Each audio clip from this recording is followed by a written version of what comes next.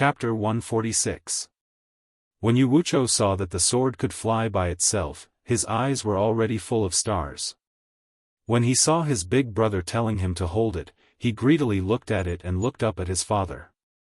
Seeing his father nod his head, he shyly reached out to take it and held it tightly in his arms. He looked at his big brother and finally had a good impression of him. He still had the mind of a child. Wuxia smiled and said, "Wuxia, can you write now?" Wuxia nodded his head and said, "I could write when I was 4. Not bad." Wuxia turned his head and shouted to Fucking, "Bring a short table over and prepare a brush, ink and paper." Fucking hurriedly went to prepare. Wuchangui looked at his 2 sons and didn't know what they were going to do. After a while, all the tools were set up. Wuxia pointed to the table and smiled at his brother. "Wuxia, big brother has something to say to you. I will speak and you write. Write down everything I say. I want to test if you can really write." Hearing him say this, Wuxia's childish eagerness to win was aroused. He walked over and put the sword on the table. He grabbed the writing brush and dipped it in the ink. He stared at his brother with big eyes, waiting for him to speak. Wuxia thought for a while and walked over to his side and said with a smile, "I am the eldest son of the family. I should be filial to my parents and share my father's worries. But I am young and frivolous. I want to pursue the great way, but the great way is vague. This road is full of ups and downs, but I must pursue it. I dare not be distracted and I am ashamed to face my parents. Today, I will take up the brush and entrust a heavy task to me." At this point, Wuxia knew what he meant and looked back at his big brother in shock. Wuchangui's eyebrows knitted together.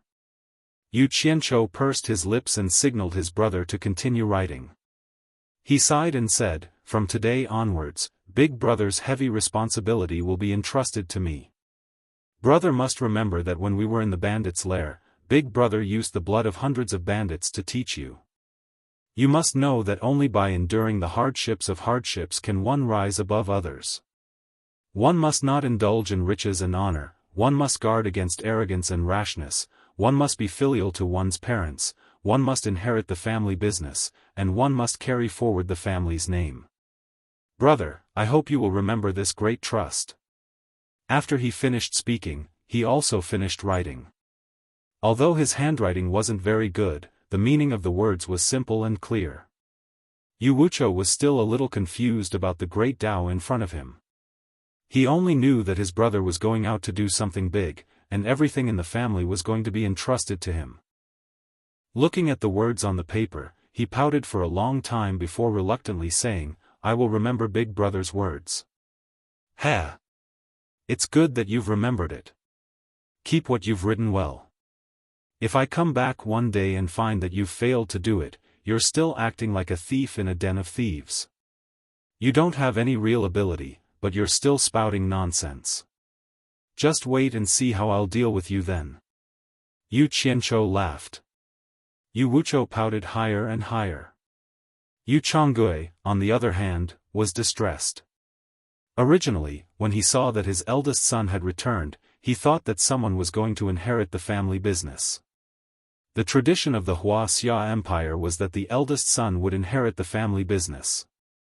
Now that the eldest son had borrowed his second son's pen to express his intentions clearly, it was equivalent to indirectly answering the previous question. The path that he had walked on must be incomparably difficult, and he was afraid that it would be difficult to turn back. That's why he did this. He had put in a lot of effort. Wuchangui couldn't say anything more. Now that his son's real situation was in front of him, he was no longer an ordinary person and couldn't force him to stay. He could only regret why he agreed to his son's request back then. He sighed and said, "Fu Qing, put up the second young master's calligraphy and hang it in his room." "Yes." Fu Qing respectfully accepted the order. Speaking of which, Fu Qing was really happy today. Master and young master would always look for him whenever something happened. His future was probably going to change. "When are we leaving?" Wuchangui sighed. Yu Qianqiu was startled. He originally wanted to leave right away, but thinking that it was too much. He hadn't returned for almost 10 years, what's the matter if he delayed for a day? He smiled and replied, then let's stay one more night. Yu Changui understood the meaning behind his words. He waved his hand and called for the servants to prepare a banquet. The father and son trio walked towards Shuaernyang. Yu Wuchou hugged the sword happily. Just as he reached the door, he saw Shuaernyang coming out. When the latter saw her youngest son, she immediately hugged him and burst into tears. Yu Qianqiu had a toothache when he heard this. They hadn't seen each other for almost 10 years, but his mother still loved to cry. Both he and his father turned their heads to the side. Ah! How did my son become like this? Ah! Who slapped him on his face? Shuaernyang asked anxiously. Yu Changgui's face twitched. He turned his head and said, I say, are you done yet? Such a small injury will be fine in 2 days. Can't you see boss is here? Why are you crying all the time? Ah! Shuaernyang stood up. When she saw Yu Qianqiu, she threw herself at him and cried, where did my son go for so many years? Don't tell me you don't even want your mother anymore. Woo woo. Yu Qianqiu gritted his teeth and pushed her away. He smiled bitterly, Mother, your son hasn't eaten for a long time. My stomach is really hungry. Ah. Then why didn't you say so earlier? Shuaernyang wiped away her tears and said, You wait, I will personally get it for you. She then led the servant girl away. Phew. The father and son let out a breath and looked at each other. Xiao Wuchou shook his head and sighed, I really can't stand mother like this. I would rather stay in the thieves' den for a few more days. Bastard, what did you say? Yu Changgui shouted. The little fellow stuck out his tongue and quickly changed the topic, Big brother, I am too dirty. I will go take a bath first. Otherwise, I won't be able to attend the banquet later. He then ran away. Soon, the family of 4 sat at the sumptuous dinner table. With his mother's persuasion, Yu Qianqiu ate until he was full. Although it was a little uncomfortable, he enjoyed the warm feeling. That night, in Yu Changgui's study room, the father and son had a deep conversation. Yu Qianqiu gave them 3 sealed porcelain bottles as an explanation. After that, Yu Qianqiu asked someone to invite his mother over. In front of the 2 elders, he took out 2 rui elixirs that were shining with rainbow light and handed them to them. The couple looked at the beads in their hands with their mouths agape. After a long time, Yu Changgui was moved and said, Is this an immortal elixir? Yu Qianqiu smiled indifferently and said, More or less.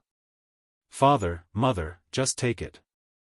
This elixir has the effect of preserving one's appearance for a long time. It can also detoxify and nourish one's appearance. After taking it, one will be immune to all kinds of poison. However, there are some side effects after taking it. You have to be prepared beside the toilet bowl and bathtub. Hearing the benefits, the couple directly filtered out the side effects. Yu Changgui solemnly swallowed the rainbow light into his mouth. However, he was not used to this quail egg-sized thing, so it took a lot of effort to swallow it down his throat. Shuaernyang was about to swallow it, but she stopped and said, I think I don't need it. Leave it for your brother. Have you used it before, my son? Yu Qianqiu sighed in his heart. All mothers in the world were great. He smiled and said, My brother is still young. Do you want him to stay like this for the rest of his life? I will take care of his matters. Mother, you don't have to worry too much. As for the elixir, I have already used it. You can take it with ease. Only then did Shuaernyang feel at ease and swallow it. After coming out, he did not sleep in his original room that night. Instead, he slept with his brother. He told the boy many things, but he did not know if he could remember them. The next morning, the family could no longer find him. Only then did they realize that Yu Qianchou had left quietly. Yu Changgue stood in the garden with his son, who was holding a sword. The former let out a long sigh. Chapter 147. Yu Qianchou originally wanted to spend the night peacefully before leaving. After lying in bed with his brother and chatting for a while, the little fellow fell asleep in a daze, perhaps because he was too tired. Looking at the sleeping little fellow, Yu Qianchou felt emotional. He considered if he should help the little fellow to a position that ordinary people couldn't reach. After some thought, he gave up. This family didn't have many people to begin with, and he was leaving. Furthermore, no one knew what the future held for them. Sometimes, there were some things that he wasn't confident in. If he wasn't careful, he might bring disaster to the family. It was best to let the family live peacefully. He tried his best not to let them get involved in those illusory matters. He could do whatever he wanted alone. Having a family to feed them would only be a burden to both of them. It was too dangerous. Unable to sleep late at night, Yu Qianchou decided to leave when he thought of how his mother would definitely be crying when they parted the next day. Although he said that he was leaving, he had actually returned to Utopia in an instant. Now, any place was extremely close to him, but it was also extremely far away. It was also late at night in Utopia. However, Ethereal Palace on Ethereal Peak was like a starry sky. It was extremely charming under the embellishment of fluorite. The messy names of Ethereal Peak and Ethereal Palace were all given by Yu Qianchou. The main reason was that he couldn't think of any good names, so he used them as if he had heard them somewhere before. As soon as Yu Qianchou appeared in Misty Palace, he heard a familiar horn sound from afar. He turned his head to look and murmured, "Emergency assembly signal. Is Yunchang training for night raids again? Let's take a look." There was a field in the middle of a row of wooden and stone houses that took up an area of nearly 1,000 meters. At that moment, the field was surrounded by flames. A group of people rushed out of the houses and lined up neatly in 3 groups. Yu Qianchou quietly appeared on top of a building to observe. The people in front of him were the original 400 disciples from the various sections. After eliminating the female disciples, there were 309 people left. Thus, under Yu Qianchou's suggestion, Guan Yu divided them into 3 companies. Each company had 103 people, with a company commander.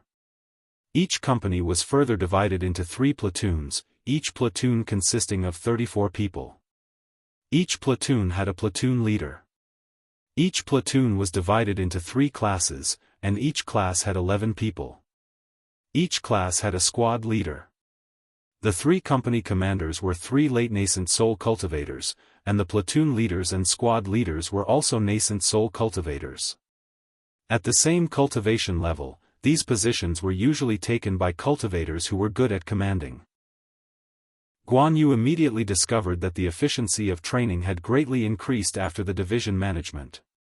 In front of the field, a large black triangular flag was hung on a flagpole. If one were to look at it carefully under the light of the flames, they could vaguely see 2 large golden characters embroidered on it, "Hero." Next to the flagpole, on a stone platform, Guan Yu was dressed in black, with a black scarf wrapped around his head. He swept his cold gaze across the field with an extraordinary bearing, nodding his head in satisfaction. Suddenly, he shouted in a deep voice, "Company commander, come up to the stage to receive the battle plan." He then took out 3 jade archives. The 3 men standing in front of the 3 teams rushed up to the stone platform. They each received a jade archive from Guan Yu and immediately scanned it with their divine sense. Once they were done, they returned the jade archives and dashed to the front of their respective teams. The 3 of them shouted to the members of their respective teams, "Dress according to the requirements of Battle Plan Number 3. Carry the appropriate weapons. You are required to assemble within 5 minutes. Dismissed." Whoosh! In an instant, all 3 teams rushed back to their rooms. Not long after, one by one, they rushed out dressed in black, with black scarves wrapped around their heads. After they were in position, the company commanders gathered their platoon commanders and squad leaders and quickly passed down the battle plan. Finally, one by one, the company commanders reported to Guan Yu, reporting. First company is ready. Reporting. Second company is ready. Reporting. Third company is ready. Guan Yu nodded and shouted, "Order." Once the target has entered the encirclement, the first round of attack will be concentrated by all three companies. We must inflict the greatest amount of damage to the target. Once we achieve the desired effect, immediately move on to the second round of attack. First company and third company will be the main attackers, while second company will support them. Also, seize the spoils of war as fast as possible. Considering that the target may have a large number of reinforcements, once this situation is discovered, third company will immediately switch from the main attack to a defensive position. If the defensive position is not ideal, first company and second company will quickly return to support. Gather the greatest fighting strength possible and retreat quickly. If the situation becomes extremely dire, first company and second company will retreat, while third company will cover the rear. Understood? Understood. The shouts shook the heavens. With a wave of Guan Yu's hand, the company commanders turned around and shouted, "Move out." With the order, over 300 people pulled the black scarves from their necks to their noses, revealing only their eyes. They quickly flew into the sky, with Guan Yu following closely behind. In an instant, the entire field became quiet, with only the flickering of fire. Standing on the roof, Yu Qianzhou shook his head and sighed, "Not bad." From the time of the emergency assembly to the time of departure, it took less than 10 minutes. Sigh. But their weapons are different, and their cultivation methods are also different. I wonder if they can unleash the greatest power in a group battle. Looks like I'll have to find an opportunity to drag them out and test it out. Currently, Yu Qianzhou was the only one living in the small courtyard, and it was very quiet. Yang Qian was also very perceptive. When he saw that the direct disciple of the Alchemy Pavilion's managing elder and the daughter of the 10,000 Fragrance Gardens managing elder were together, he no longer assigned anyone to this courtyard. After the death of the Alchemy Pavilion's external deacon, Yan Shu, Guan Weiwu had not found anyone to replace him. For the time being, the internal deacon, Yang Qian, was in charge of all these miscellaneous matters. He had practically become the Alchemy Pavilion's chief steward and had a lot of power. Yu Qianzhou leisurely walked towards the main hall of the Alchemy Pavilion. Many disciples would call him martial uncle when they saw him, and those of the same generation would greet each other. Those of a higher generation would also nod at him. As for the fact that his cultivation had already reached the core formation stage, he did not tell anyone on Fuxian Island. All in all, these days were quite comfortable. Thinking back to what Gu Qingyun had said when he saw his carefree life, he said, "You're the best."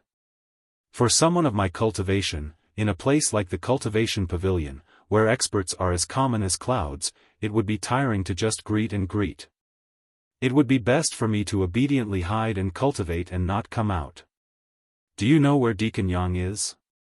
Yu Qianzhou pulled a disciple over and asked. He had come to find Yang Qian.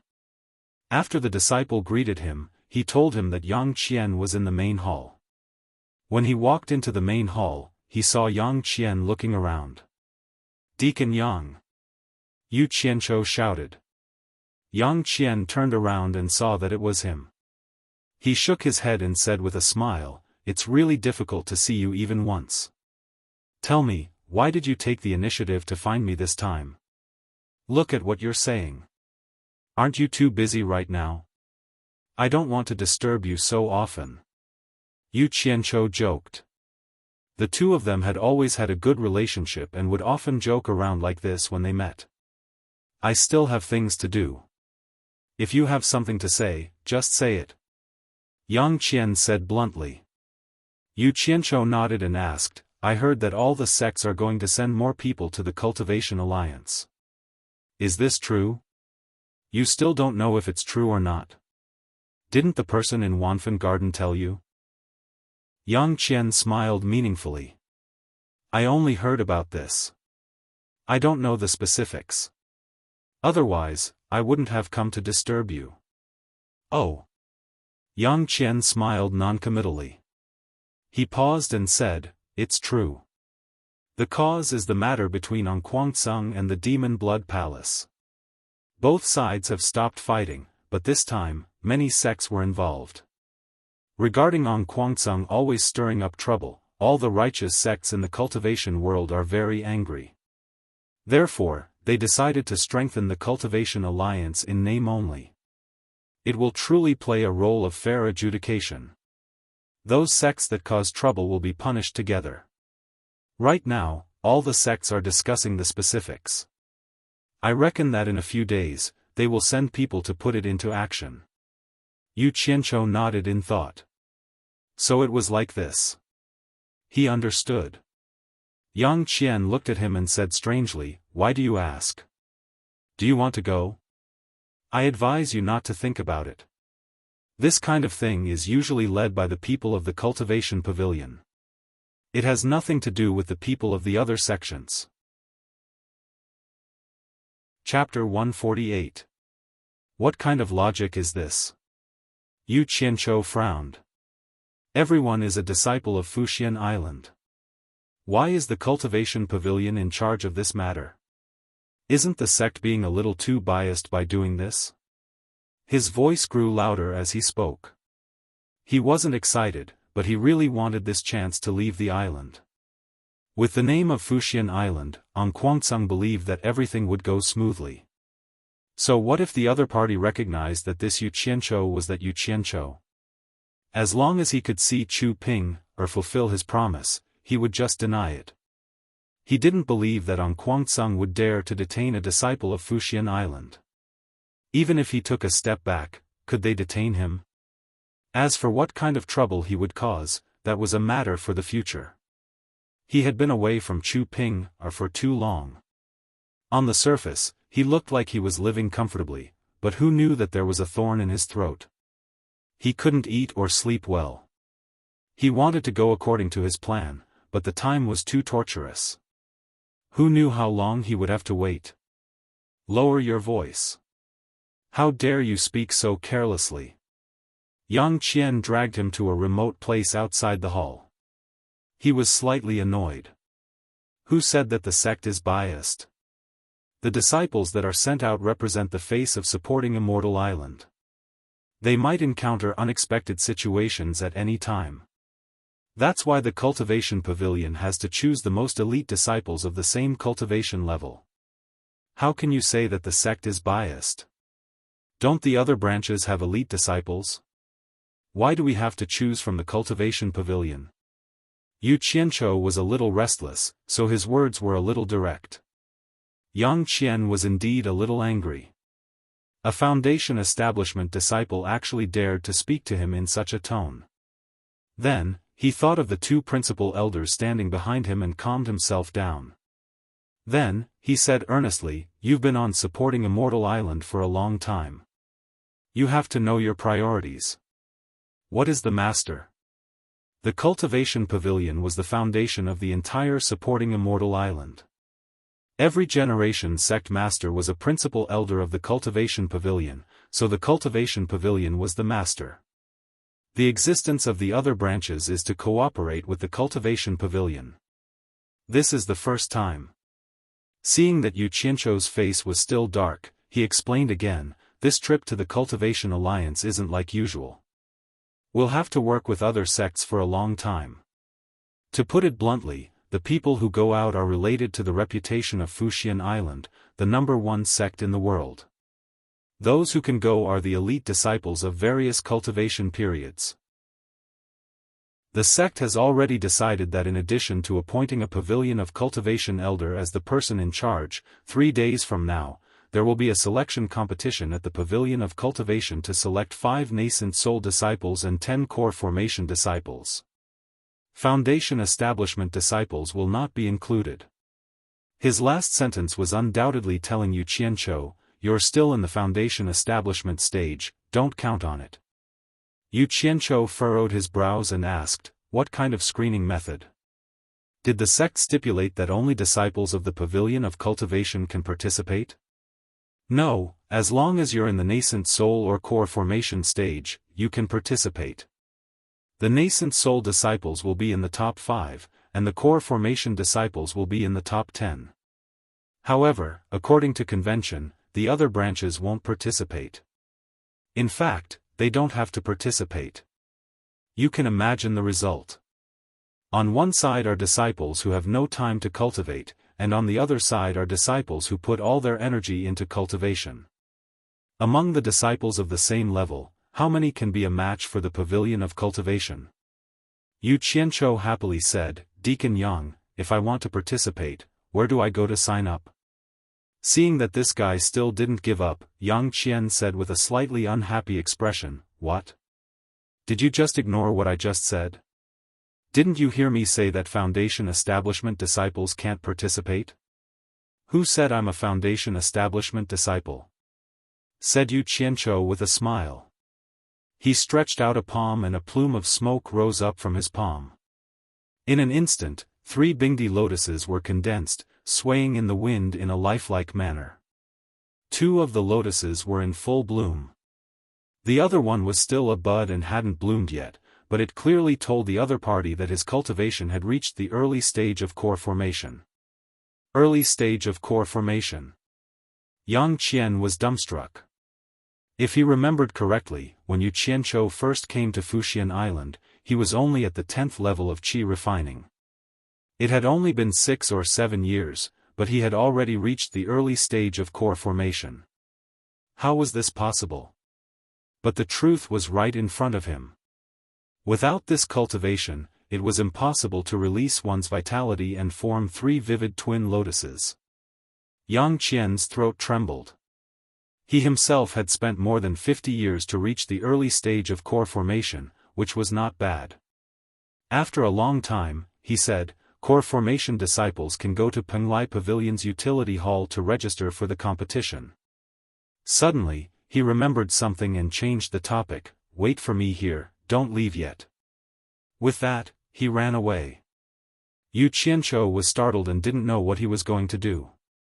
After waiting for a while, he saw Yang Qian and Guan Weiwu rushing over. He groaned in his heart.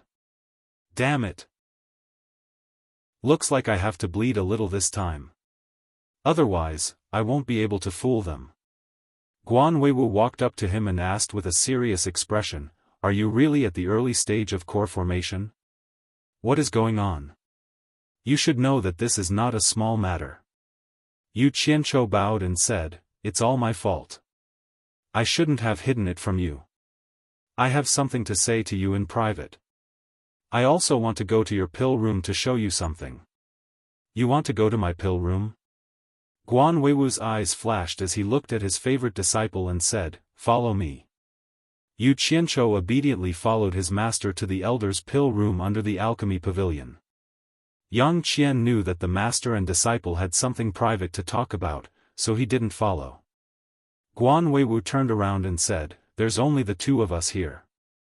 If you have something to say, say it. Yu Qianzhou embarrassedly said, I deserve to die. I shouldn't have hidden it from you. In fact, I have long since developed a better method to make the vitality pill. However, I was blinded by greed and secretly made a lot of it for myself.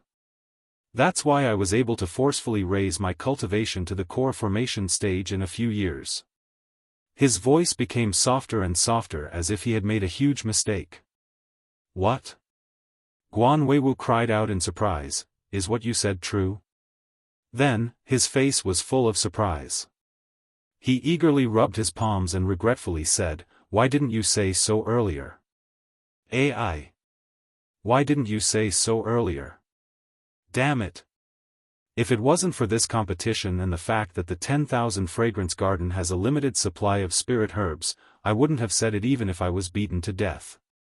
Yu Qianzhou muttered in his heart and explained, actually, I wanted to tell Master long ago, but I made a mistake first, so I didn't dare to say it. This time, I heard that there is a competition at the Cultivation Pavilion, but no one from my alchemy pavilion is participating. This disciple can't take this lying down and wants to compete with the disciples of the cultivation pavilion. That's why I said this. I hope Master can see this disciple's sincerity and help this disciple out of this predicament. This disciple promises not to do this again. Let's not talk about this for now. There are spirit herbs for refining the vitality pill. First, refine a furnace for me to see. Guan Weiwu pointed to a pile of spirit herbs to the side with an anxious expression. Yu Qianzhou shook his head with a bitter smile and said, "The Pavilion of Cultivation's competition requires those who are at least core formation to participate. Because of this, I revealed my cultivation level. I thought about how I would refine pills for myself. I don't know what the consequences would be if word got out. Right now, my heart is in a mess. How could I still have the mood to refine pills?" Guan Weiwu was surprised and immediately shouted, "Who dares to say that you did it for yourself? If anyone dares to say that, tell them to come find me. Everything was clearly arranged by me, so what are you worried about?" He then laughed mischievously and said, "Good disciple, come, refine a furnace for Master to see. Master will take care of everything else for you, so you don't need to worry." Chapter 149. AI. This kind of thing, he could only fool him. In fact, he didn't know how many origin chi pills he would need to take to break through from foundation establishment to core formation. To be able to be so fast was all because of the top-grade spirit stones. Yu Qianzhou bowed to the ground again. "Thank you, Master, for your help. No need to be so polite. Quickly let Master see how you refine the origin chi pills." Guan Weiwu couldn't wait any longer. Yu Qianzhou immediately picked up a few spiritual herbs, threw them into the furnace, and concentrated on refining. Guan Weiwu's divine sense followed and once again witnessed his disciple's miraculous refining technique. He shook his head and sighed. He couldn't figure out what was going on. With his own alchemy attainments, he couldn't learn such a technique. Yu Qianzhou also couldn't figure out why his master was so stupid. Even that brat Chen Feng had learned his refining technique quite well, but he still couldn't get the hang of it. Perhaps it was because he didn't teach him diligently. But he was his master, and the disciple teaching his master was too embarrassing for anyone to ask. Yu Qianzhou actually didn't know that his refining technique was actually faster for newcomers who had never come into contact with alchemy. The more experienced they were, the more they would have their own deep-rooted beliefs. It wasn't something that could be changed easily. 20 origin chi pills were fresh out of the furnace. Guan Weiwu looked at the hazy pill halo in his hand and sighed again and again. "So it's like this, disciple. You're really a genius." Master pondered for a lifetime and couldn't figure it out, but, AI. Master will help you ask the sect for credit. Don't, Master, please don't do this again. Actually, without Master's strong support, I wouldn't have been able to comprehend the refining method with peace of mind. This credit should be Master's. Yu Qianzhou said sincerely. In his heart, he thought, I'll only be at ease if you accept the benefits. Unexpectedly, Guan Weiwu shook his head and smiled bitterly. What kind of person do you think Master is? In the end, Yu Qianzhou rejected it a few times, but it still didn't work. When it came to respecting intellectual property rights, the old man was fair and just, leaving people speechless. It was easy to imagine what happened next. Sect Master Feng Xiangtian arrived with a group of elders. After confirming the truth, Yu Qianzhou almost couldn't raise his head due to the praise.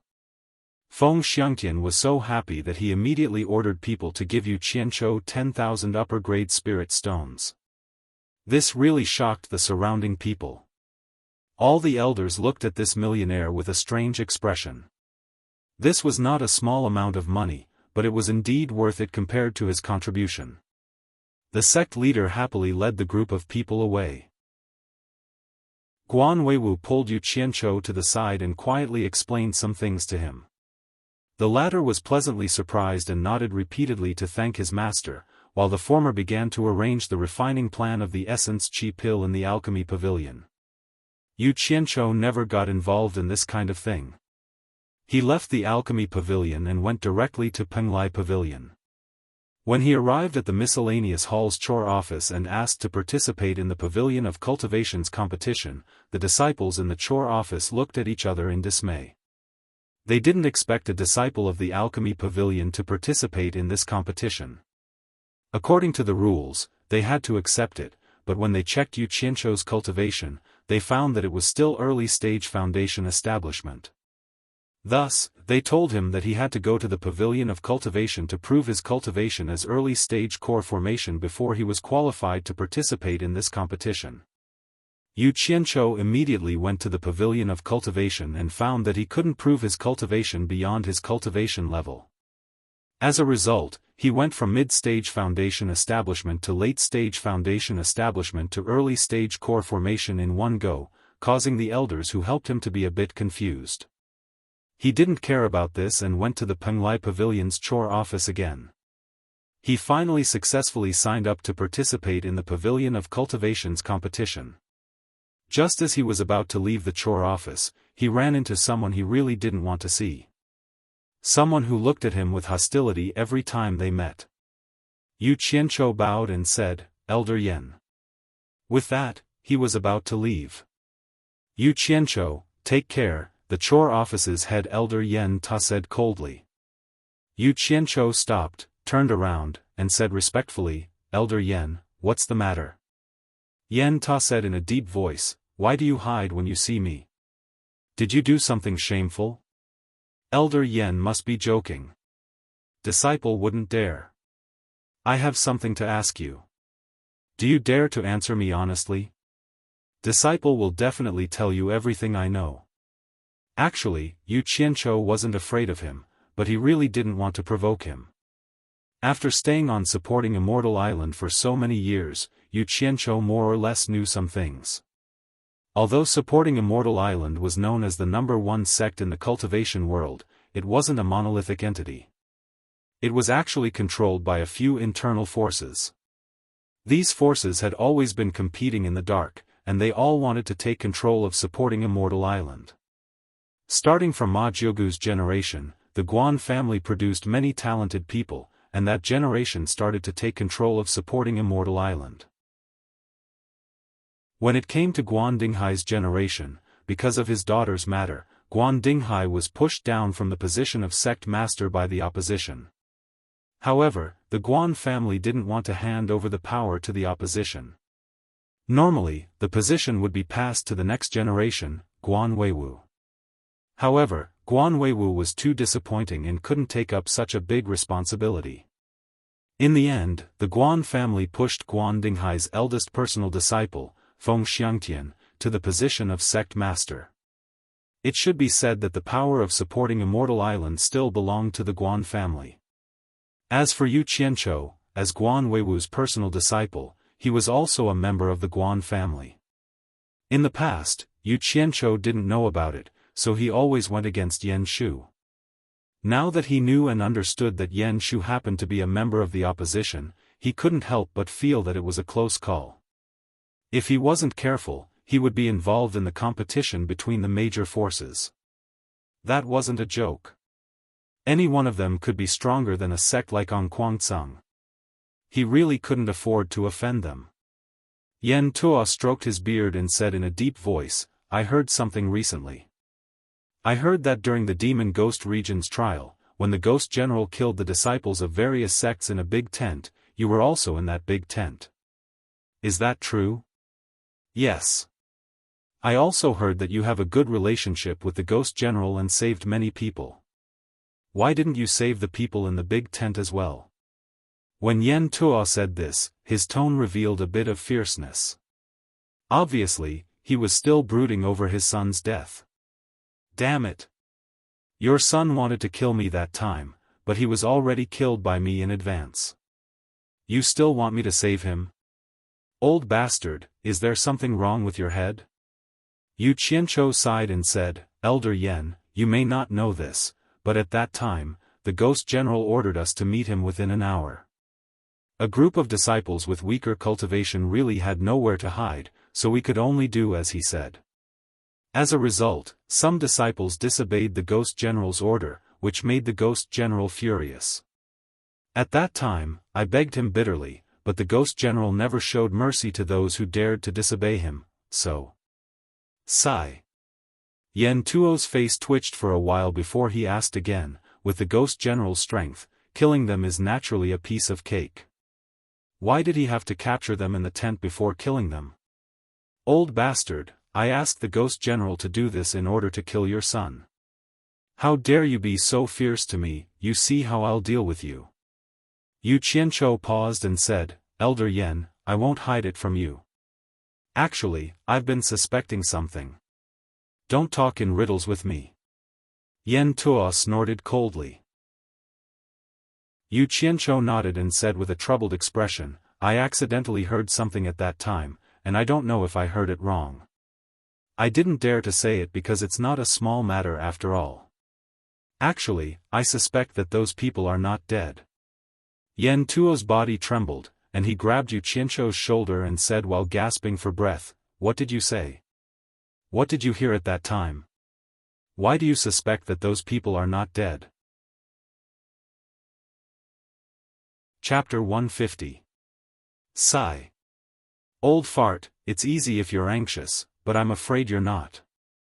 Yu Qianzhou looked at the hand on his shoulder and told him seriously, Elder Yen, you're hurting me. Ah. Yen Tuo reacted and immediately let go of his hand. He squeezed out an ugly smile and said, Tell me your suspicions. Yes. Since Elder Yen has asked, I will naturally tell you the truth. Yu Qianzhou lowered his head and pondered for a while. He then raised his head and said, Elder Yen, you might not know, but Ghost General has a concubine named Yu Ji.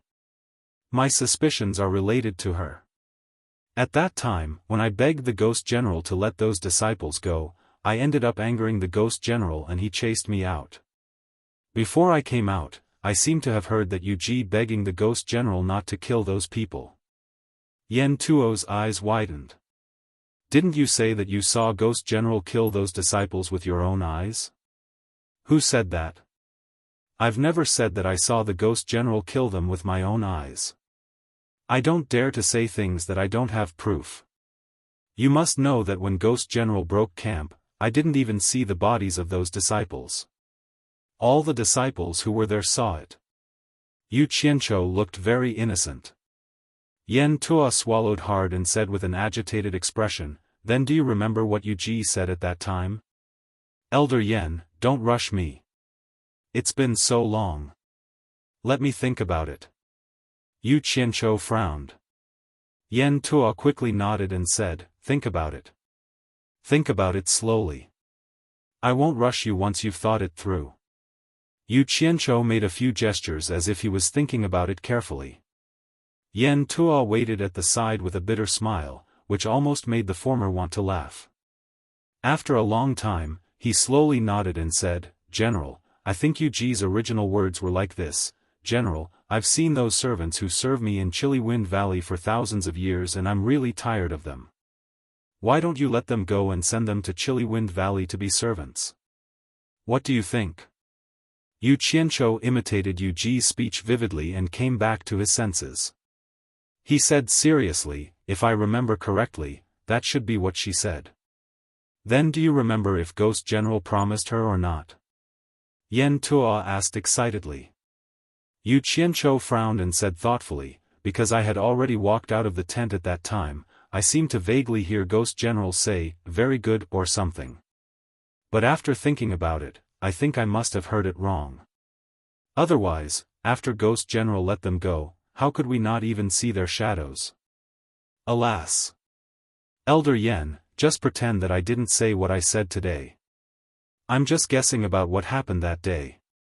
Let's take everyone's conclusion as the truth. I still have something to do and will leave first.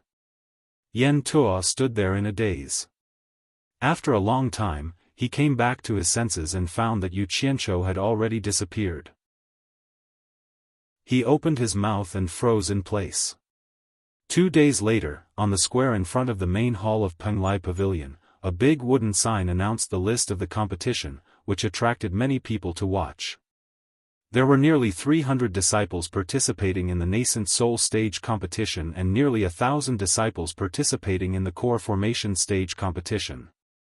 Almost all of them were disciples of the cultivation pavilion. However, there was one exception. At the bottom was written, Alchemy Pavilion, Early Stage Core Formation, Yuqianchou. Set off by the more than 1,000 pavilion of cultivation disciples, it was exceptionally prominent. Perhaps someone was deliberately making fun of it, but the words at the very bottom were twice as large as the ones at the top. It was impossible for it not to stand out. This news immediately caused an uproar on Fuxian Island. First, no one expected the famous Yuqianchou to reach the core formation stage so quickly. Second, no one expected something that had not been seen for thousands of years to happen. There were actually disciples from other sects who wanted to compete with the cultivation pavilion. It was really exciting. In comparison, no one paid attention to how his cultivation level increased so quickly. Everyone was guessing how many rounds Yuqianchou could last. Due to the celebrity effect, the Alchemy Pavilion suddenly became the focal point of Fuxian Island. As long as someone met a disciple of the Alchemy Pavilion, they would stop them and ask them about Yuqianchou.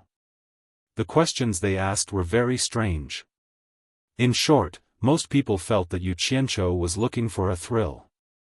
Yuqianchou's courtyard was also constantly visited by guests. The first to visit was Ferong. After the two of them parted ways, Gu Qingyun came again. The moment he saw Yuqianchou, he asked in amazement, "Tisk tsk. Your actions are no different from challenging the cultivation pavilion. There are many core formation disciples in our cultivation pavilion who want to meet you in the first battle. They want to defeat you and make a name for themselves. By the way, when did you reach the core formation stage? How come I didn't know? It seems it is good to have a principal elder of the Alchemy Pavilion as a master. Elder Guan must have given you a lot of elixirs, right? Otherwise, how could your cultivation level increase so quickly?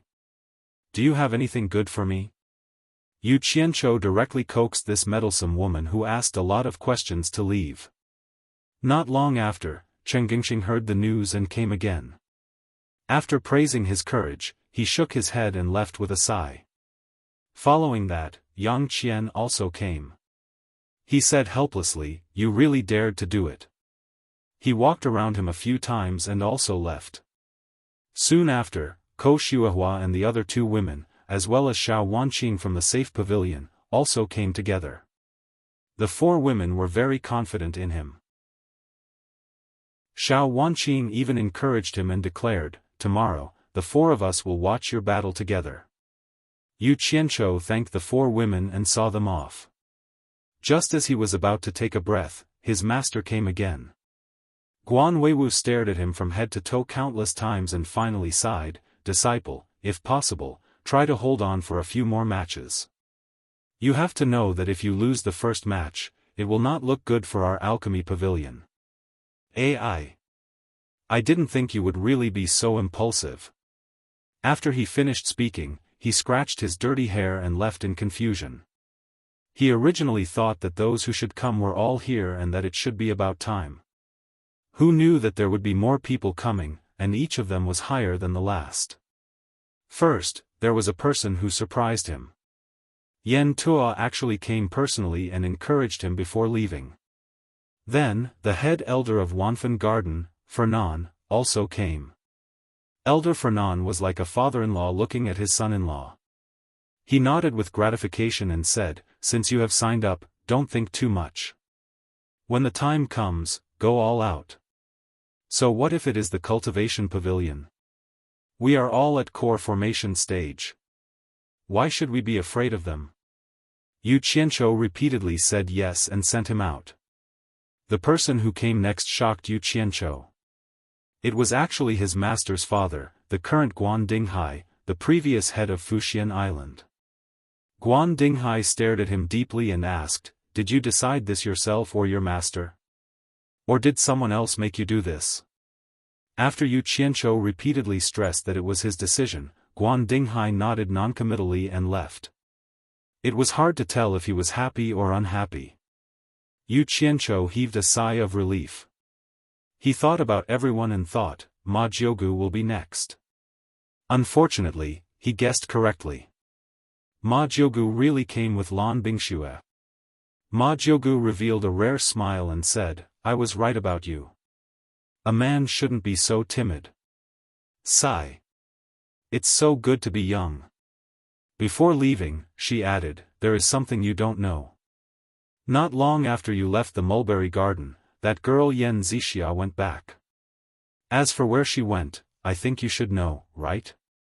With that said, she trembled and walked away. Lan Bingxue looked at him with a complicated gaze.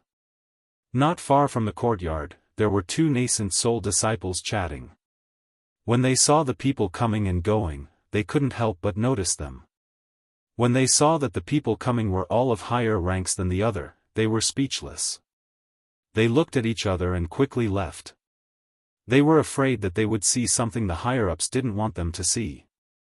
Yu Qianzhou stood at the entrance of the courtyard and took a deep breath. He really didn't think that participating in a competition would cause such a big commotion. After confirming that no one else would come, he decided to take a good rest. No matter what, he had to rest for tomorrow's competition. In fact, he was worried that the sect head would also come. Chapter 151. The competition was held in the large square in front of the main hall of the cultivation pavilion. There were people everywhere on the ground, on the trees, on the roofs. Sect head Feng Xiangtian and the other elders stood on the top floor of the cultivation pavilion. They looked around and were secretly shocked. Why did so many disciples come to watch? There had been no lack of similar competitions in the past, but it was definitely not as influential as this one. It actually completely surrounded the surroundings. What they didn't know was that other than the disciples from the cultivation pavilion, almost all the disciples from the other factions who had nothing to do had come. Those who had something to do had already finished what they were doing. All of them wanted to see Yu Qianzhou from the alchemy pavilion. It wasn't because Yu Qianzhou had a lot of influence on them, but because Yu Qianzhou's actions were what the other factions wanted to do but didn't dare to do. It was their dream. They were hoping that Yu Qianzhou would be able to break the undefeated legend of the cultivation pavilion on supporting Immortal Island and help them, who were inferior to him, vent their anger. That was all. Many disciples from the other factions who hadn't reached Foundation establishment side. They were depressed that they couldn't come out and watch the competition. Around the square, the disciples from the other factions stood together with the people from the cultivation pavilion. The alchemy pavilion had already become the focus of the audience. Even before it appeared, its limelight had already overshadowed the pavilion of cultivation. Who knew how many people were pointing and whispering? The pavilion of cultivation, on the other hand, had become a foil. This made the disciples of the pavilion of cultivation very unhappy.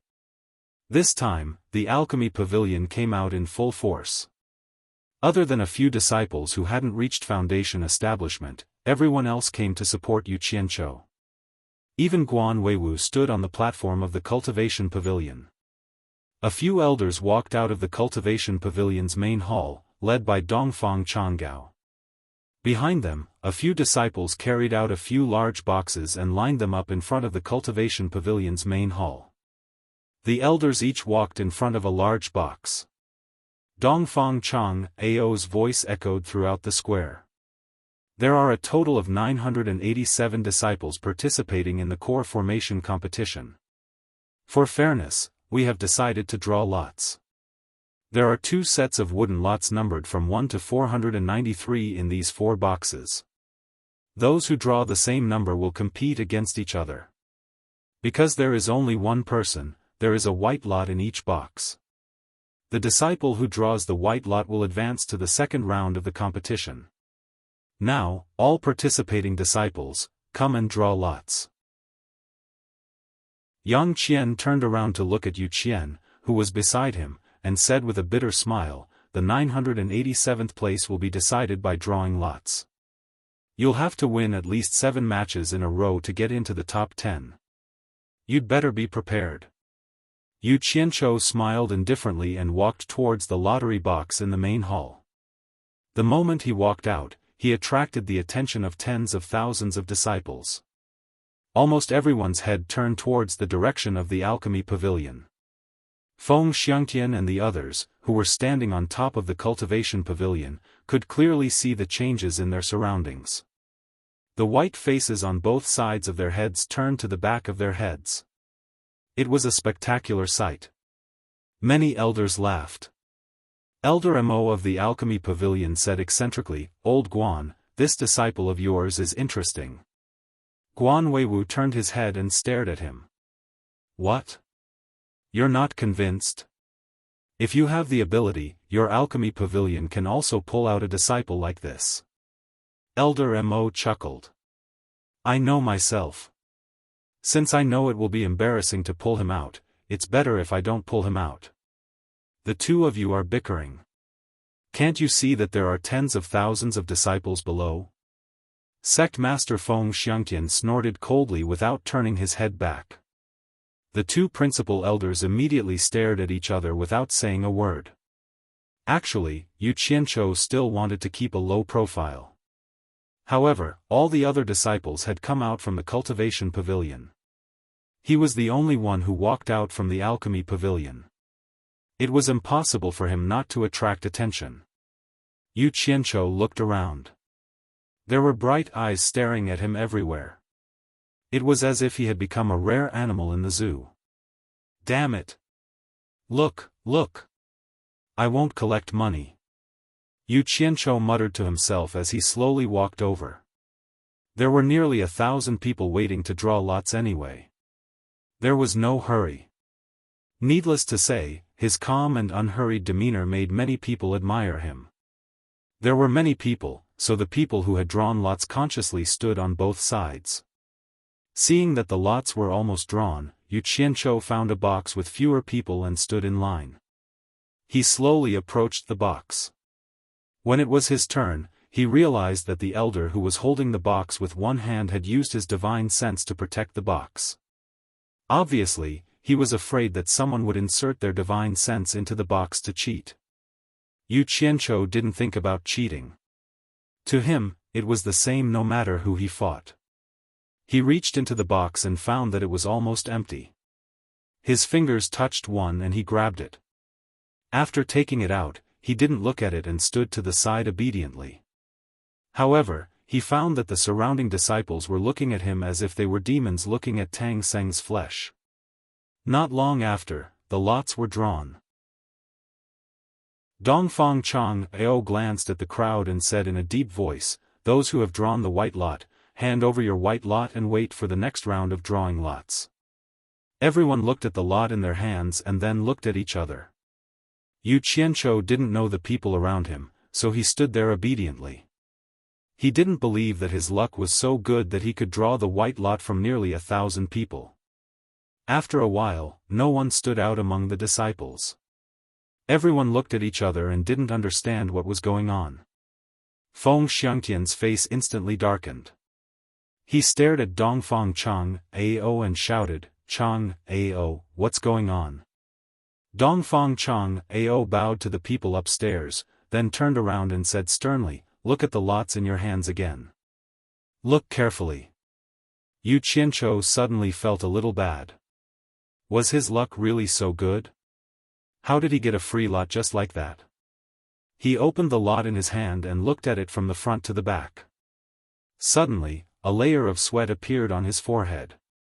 Both sides of this thin piece of wood were smooth. It was difficult to find even the slightest flaw, let alone find the words.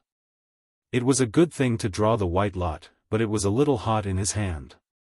Wasn't it asking for his life? The joke was a little too much. Did everyone look at the lot in your hand clearly? The disciples who drew the white lot stand out. Dongfang Chang Ao was very depressed. Such a small thing actually caused the sect leader to scold him in front of everyone. Elder Dongfang, is the lot without words called the white lot? Someone in the crowd raised a hand and asked weakly. Dongfang Chang Ao said snappily, yes. Yu Qianzhou quickly flashed out of the crowd and ran to Dongfang Chang Ao with a white lot in his hand. He handed it over with both hands and said in fear and trepidation, this disciple really didn't know that the lot without words was a white lot. Elder, please punish me. Everyone almost fainted. The surroundings suddenly became lively and there was endless laughter.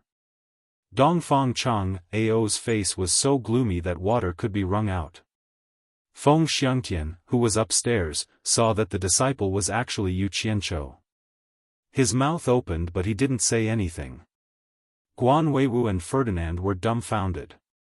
Elder Mo of the equipment refining pavilion lowered his head and hit his head on the railing.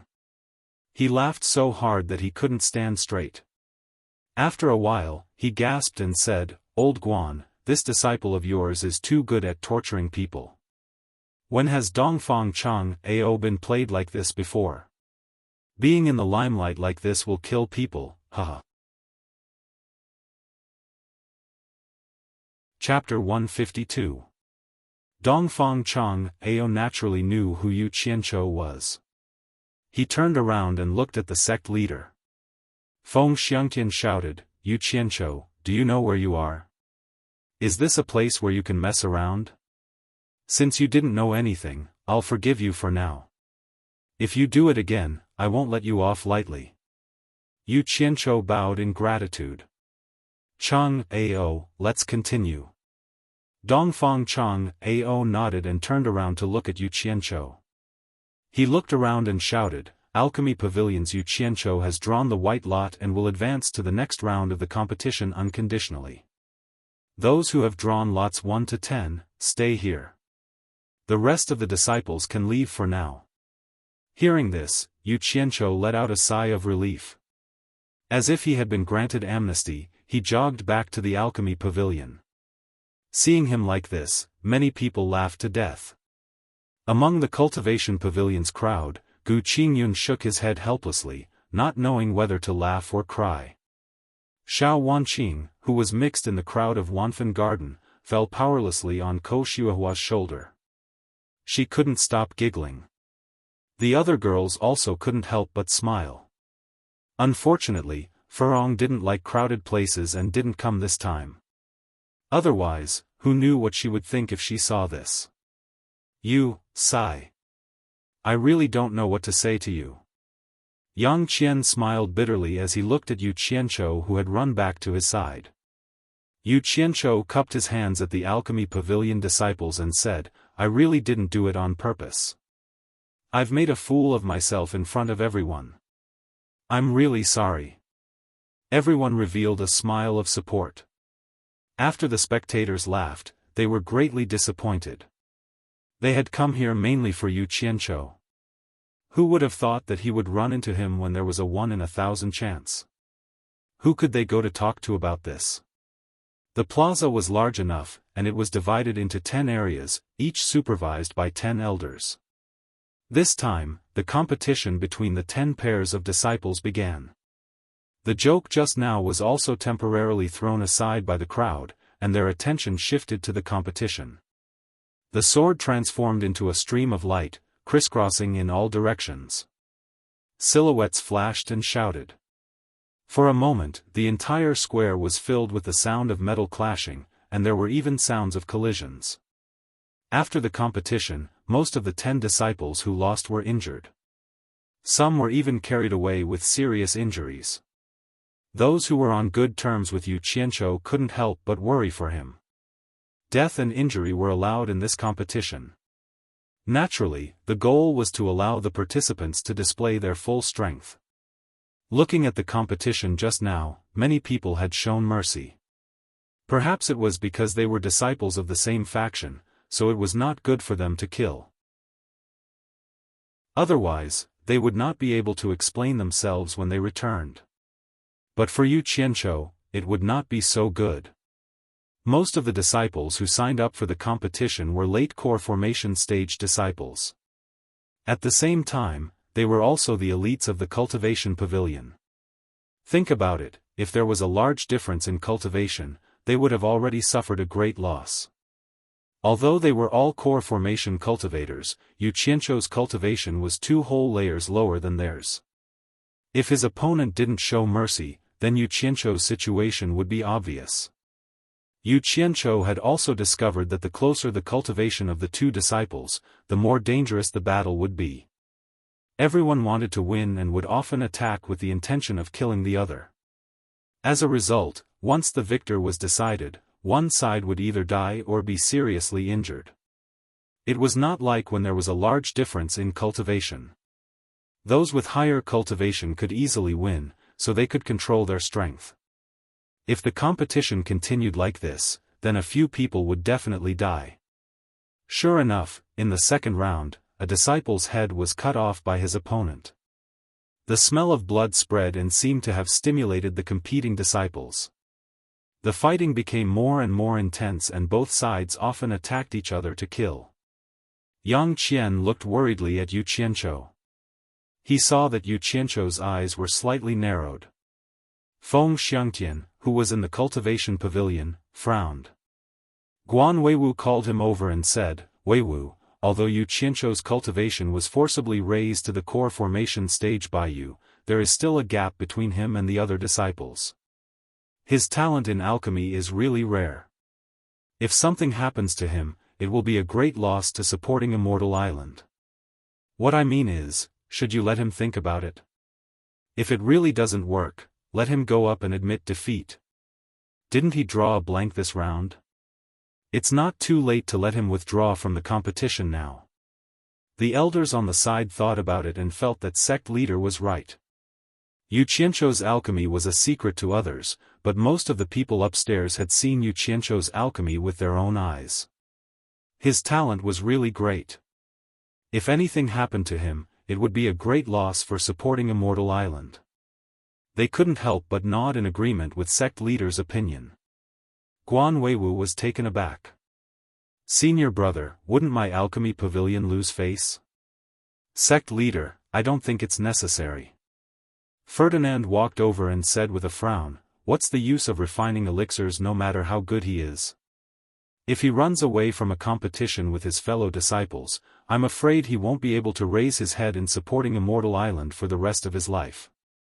Unless he leaves supporting Immortal Island in the future." In Ferdinand's mind, he didn't want his daughter to follow a waste. "Yes. Yes." Guan Weiwu echoed. Feng Xiangtian nodded slightly and turned his attention back to the competition. The elders didn't say anything. Nearly 1,000 people fought nearly 50 matches. A day passed just like that. In the end, most of the people who lost were injured. More than 10 disciples even lost their lives. Yu Qianzhou sat cross-legged on the ground and watched the competition from beginning to end without saying a word. Every time he saw those who killed their opponents, his eyes would unconsciously narrow and remember that person's face. There was no competition that night because it was held during the day. After the competition ended, the disciples of each faction quickly rushed back. If there was anything, they had to quickly finish it tonight. Yu Qianzhou couldn't run away from tomorrow's competition. Because there were 493 disciples who won today and Yu Qianzhou who had advanced in advance, it was just an even number and could be divided into 247 matches. So, it meant that there wouldn't be a situation where there would be a blank lot tomorrow. Tomorrow was really a good day that everyone was looking forward to. The next day, the crowd didn't decrease at all. Their gazes were still focused on Yu Qianzhou who was drawing the lot. Yu Qianzhou touched the lot and held it firmly in his palm after taking a glance. A smile appeared on his lips. His luck wasn't bad. It was a round number. The number was 20. However, he didn't know who his opponent was. When he returned to the elixir refinery pavilion, Yang Qian asked even though he already knew the answer, "Are you done?" Yu Qianzhou nodded. Seeing the worry in his eyes, he couldn't help but smile. Was there really so much to worry about? When he had been cultivating in Utopia, he had often gotten the 3 company commanders in the late-stage nascent soul realm to spar with him. That was not child's play. He was playing with real skills. Why would he be afraid of these disciples in the late-stage core formation realm? Yu Qianzhou calmly watched the competition in front of him. When he realized that his disciple, who had already killed someone yesterday, had actually killed another opponent today, Yu Qianzhou's eyes narrowed into slits, and a cold gleam flashed in them. The surrounding people watched the matches one after another, but they still didn't see Yu Qianzhou go up. They were all a little anxious, but they didn't know what number he had drawn. When Dongfang Chang'ao announced the start of the 20th match of the day, Yu Qianzhou stood up and slowly walked towards the center of the stage. Yang Qian, who was standing to the side, let out a soft, sound. Immediately, like a stone being tossed into 1,000 ripples, everyone's heads turned around, their gazes all focused on the figure that was slowly walking towards the center of the stage. Chapter 153. The whole place was in an uproar.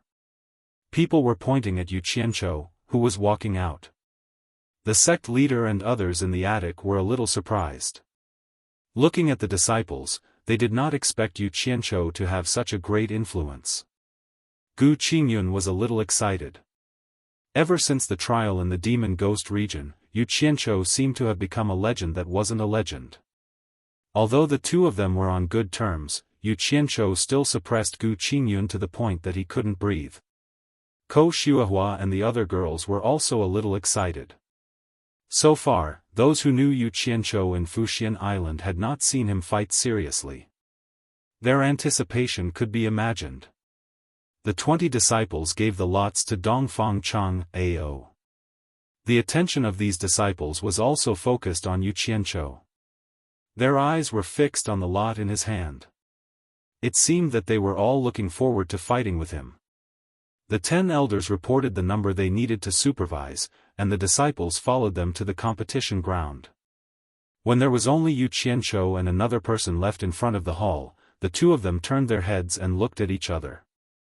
Needless to say, you and I are opponents. The person who supervised the competition was Elder Sun, who went to the demon ghost region last time. He glanced at the 2 of them and said loudly, "The one who drew number 200, follow me." After that, he walked to the last competition ground, and the 2 of them followed him. I say, this guy should work hard. Guan Weiwu rubbed his palms excitedly and anxiously. There were traces of water on the railing that he had just grabbed. Obviously, his palms were sweaty. Ferdinand, who was standing on the side, glanced at him and said with a smile, "Don't worry.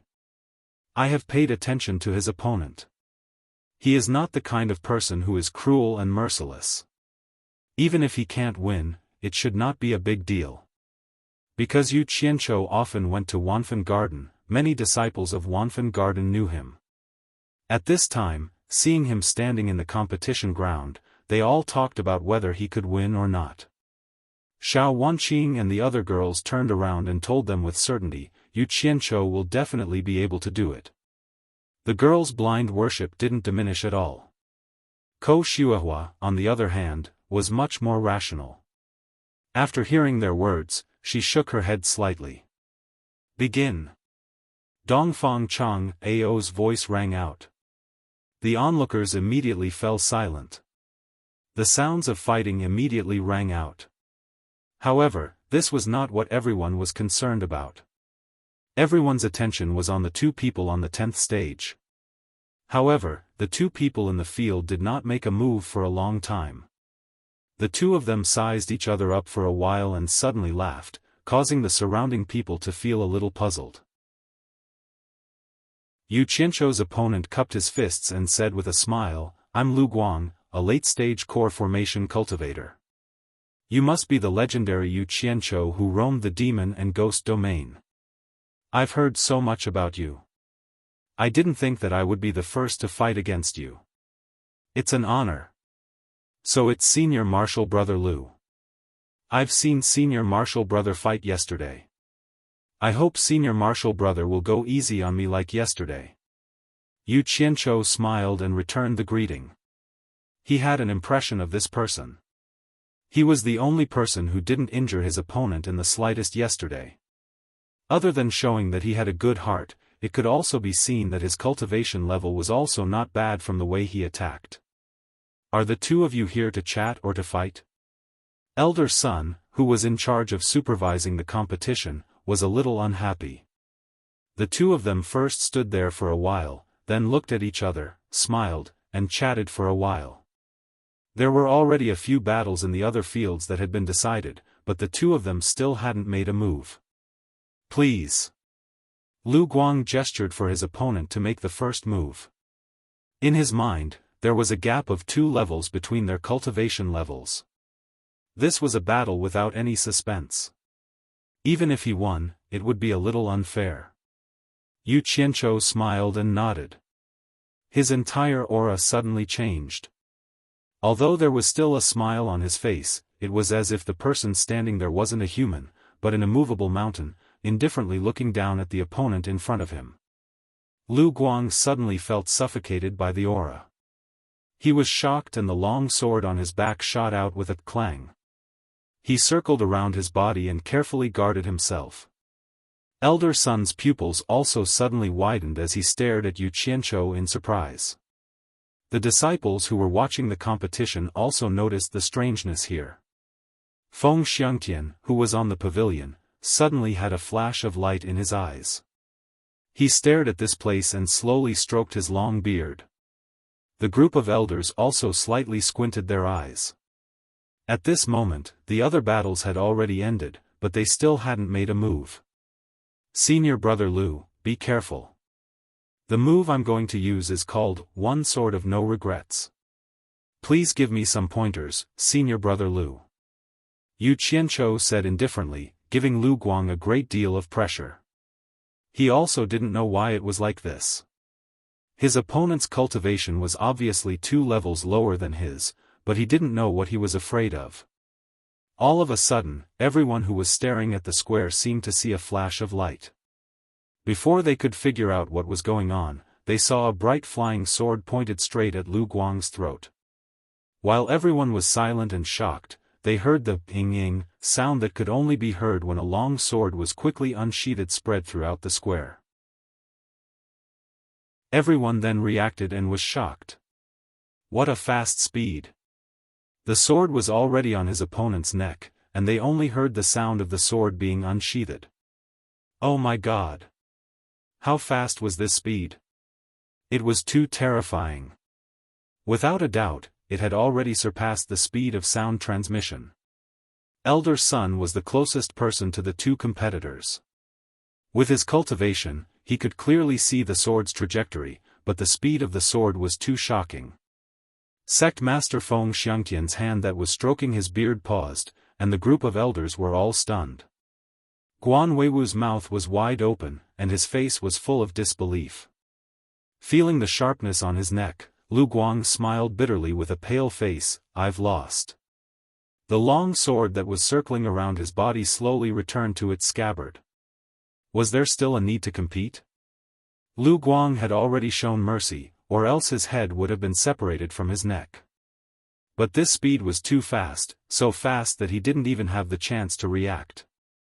Yu Qianzhou withdrew his aura, and his long sword flashed back into its scabbard. He turned to leave. Lu Guang suddenly shouted, Junior Brother Yu, please wait. What's the matter, Senior Brother Lu? Yu Qianzhou turned around and asked.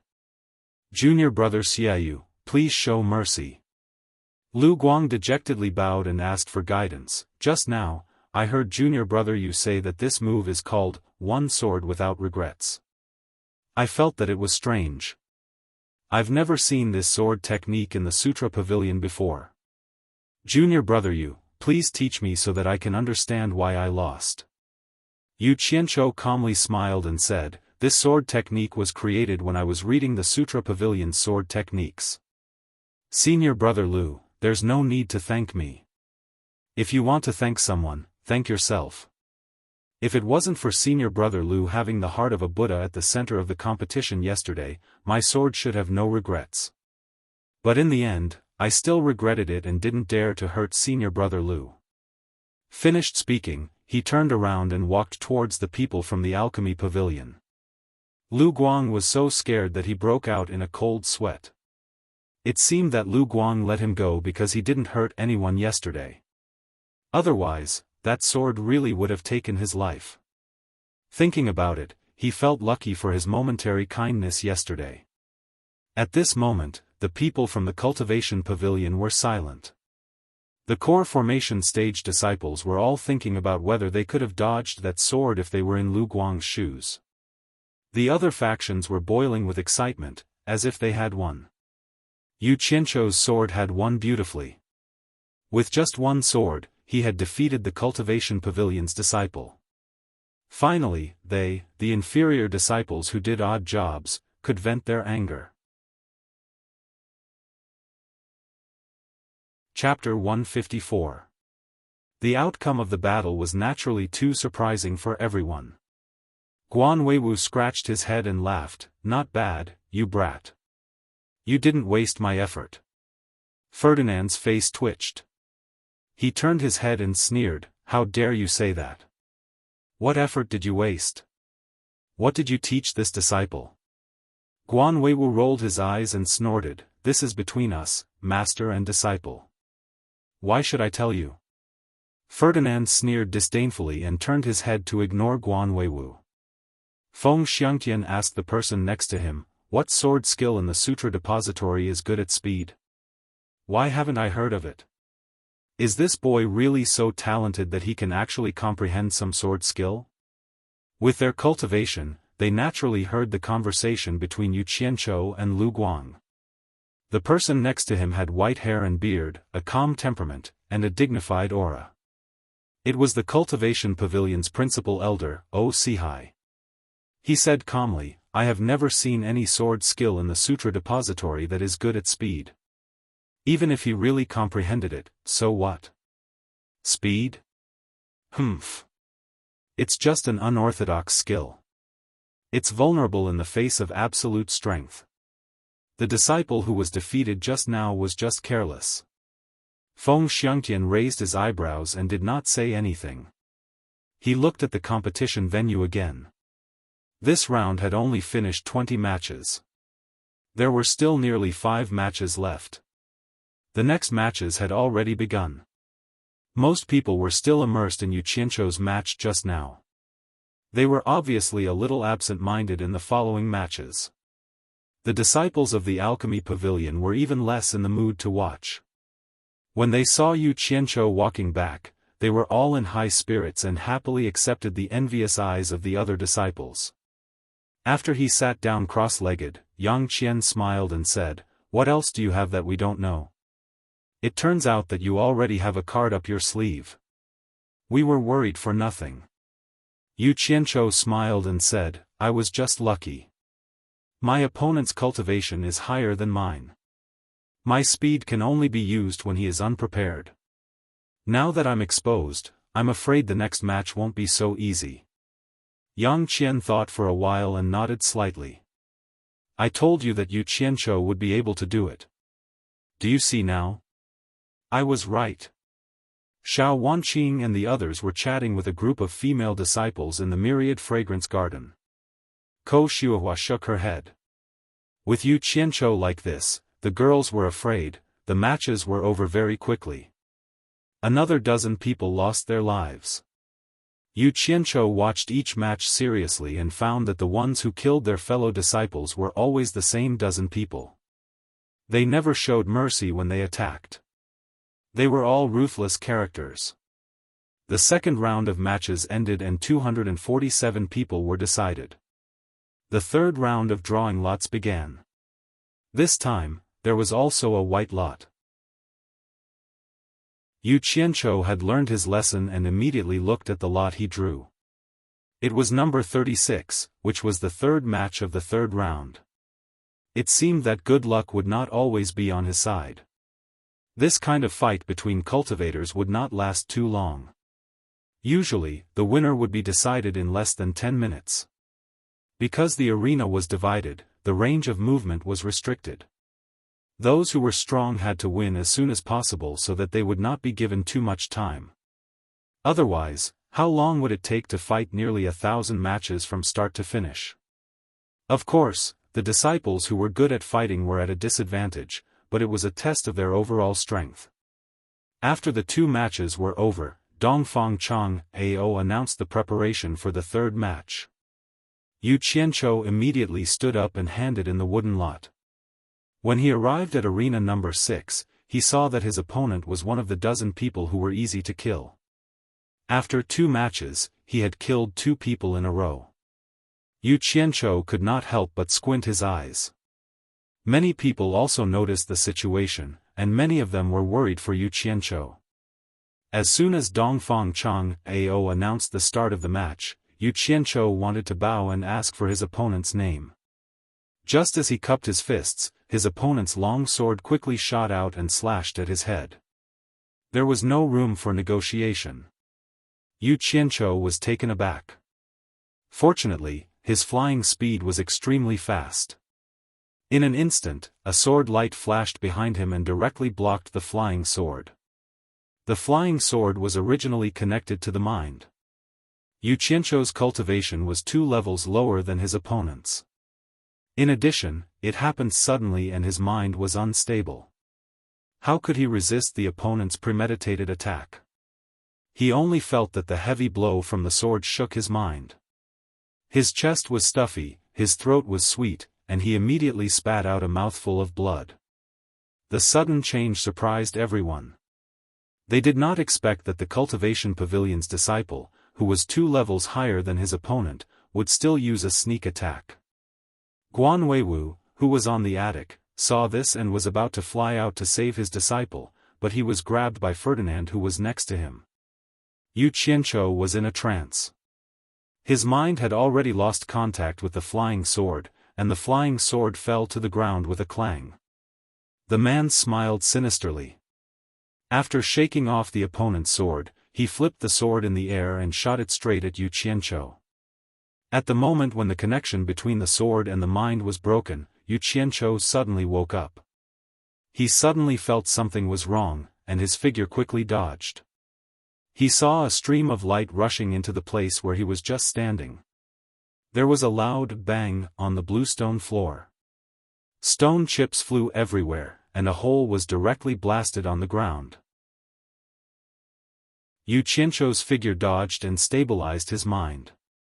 When his divine sense had just reconnected with the flying sword on the ground, he saw the opponent's figure flashed and stepped on the flying sword on the ground. Yu Qianzhou immediately felt that the connection between his mind and the flying sword was broken again. A cold light flashed again from the hole in the ground and whistled straight over. Yu Qianzhou flipped backwards, and the cold light brushed past his body. However, before he could stabilize his body, he heard a whistling sound behind him. He immediately rolled to the side, and another hole exploded on the ground. The spectators were shocked to the core. Since the start of the competition, this was the first time they had seen someone knock away a flying sword in a single exchange. Thinking about it, it must have something to do with the difference in cultivation between Yu Qianzhou and his opponent. Xiao Wanqing and the other girls were also frightened by the scene in front of them. The scene of Yu Qianzhou controlling 3 swords at the same time in the demon ghost region flashed through Ko Xuehua's mind. Her gaze fell on the flying sword that was stepped on, and her tightly furrowed eyebrows relaxed. She didn't know why, but after the attacking flying sword came out from the ground, it floated in the air and didn't attack again. The cultivation pavilion's disciple revealed an expression of a cat playing with a mouse. He jokingly said, "You are that Yu Qianzhou, right? You're only at the early stage of core formation, yet you dare to come here to join in the fun. You really don't know what's good for you.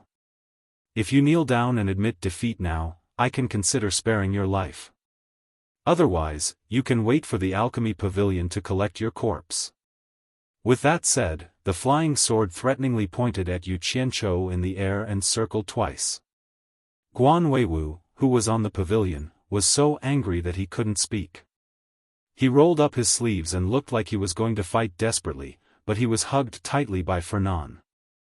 Yu Qianzhou stood up and spat out a mouthful of bloody saliva. Then, he suddenly burst into wild laughter. Contrasting with the bloodstains on his face and clothes, he looked somewhat ferocious as he roared, "Bullshit! I was considering whether or not to give the cultivation pavilion some face. Now that the emperor is here, don't expect me to let you go. You arrogant dog." His voice spread out in all directions. Everyone heard what he said clearly, and they were all stunned. None of them expected Yu Qianzhou to curse in front of so many people. It was truly a disgrace to him.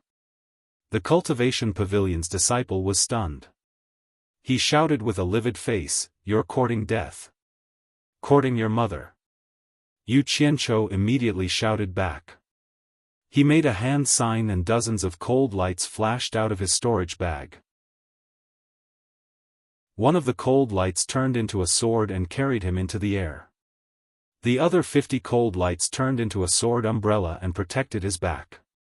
Under the bright sun in the sky, the sword umbrella emitted a dazzling golden light. The people around almost couldn't see Yu Qianzhou clearly in the sword circle in the air.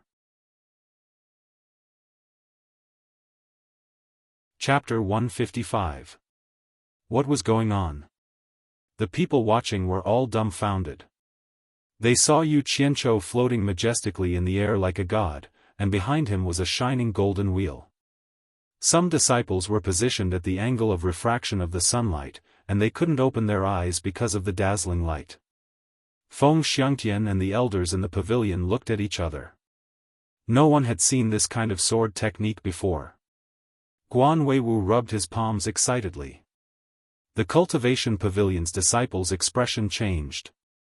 The flying sword sped up and shot toward Yu Qianzhou in the air. Yu Qianzhou coldly snorted and stretched out 2 fingers to point at the sword umbrella. 3 cold lights suddenly shot out from the sword umbrella behind him, clashing with the incoming flying swords. A series of clanking sounds rang out as the 4 flying swords fought in the air. As for the others, there were still a few disciples who had yet to decide a victor in their battles. They all stopped fighting and looked over at the battle over here. The commotion over here was too big. Yu Qianzhou released 3 flying swords. One of them entangled the opponent's flying sword, and they kept clashing head-on. Although his cultivation level was not as high as the opponent's, he was fast. When one sword was knocked away, the other one would follow up. Of the 3 flying swords, one was always facing off against the opponent's flying sword, while the other 2 would seize the opportunity to strike the opponent's sword with their sharp sword light. It was a bit like the 3 heroes versus Lu Bu. In short, the 3 flying swords trapped the sword, not giving it any chance to escape. This was because his cultivation level was not as high as the opponent's, so he could only win by outnumbering the opponent. In the beginning, Yu Qianzhou was worried that the opponent's cultivation level was too high, and he would be injured if the flying swords collided with it. After calming himself down a few times, he felt relieved. It was not because of the difference in cultivation level between the 2, but because he was not prepared at the beginning and was successfully ambushed. When he was in Utopia, this situation did not happen when he was sparring with the 3 company commanders who were at the late nascent soul stage. It was purely because he was careless. However, this provided a very good way for him to fight in the future. Sneak attacks were definitely a good choice. Now that he had nothing to worry about, it was time to deal with this guy. Yu Qianzhou looked down and cackled, "You dog, see how I'll deal with you." He stretched out 2 fingers and pointed with the driving sword art. The sword umbrella behind him released 2 rays of cold light that flew towards the cultivation pavilion's disciple. After being tricked by him just now, Yu Qianzhou also had thoughts of revenge.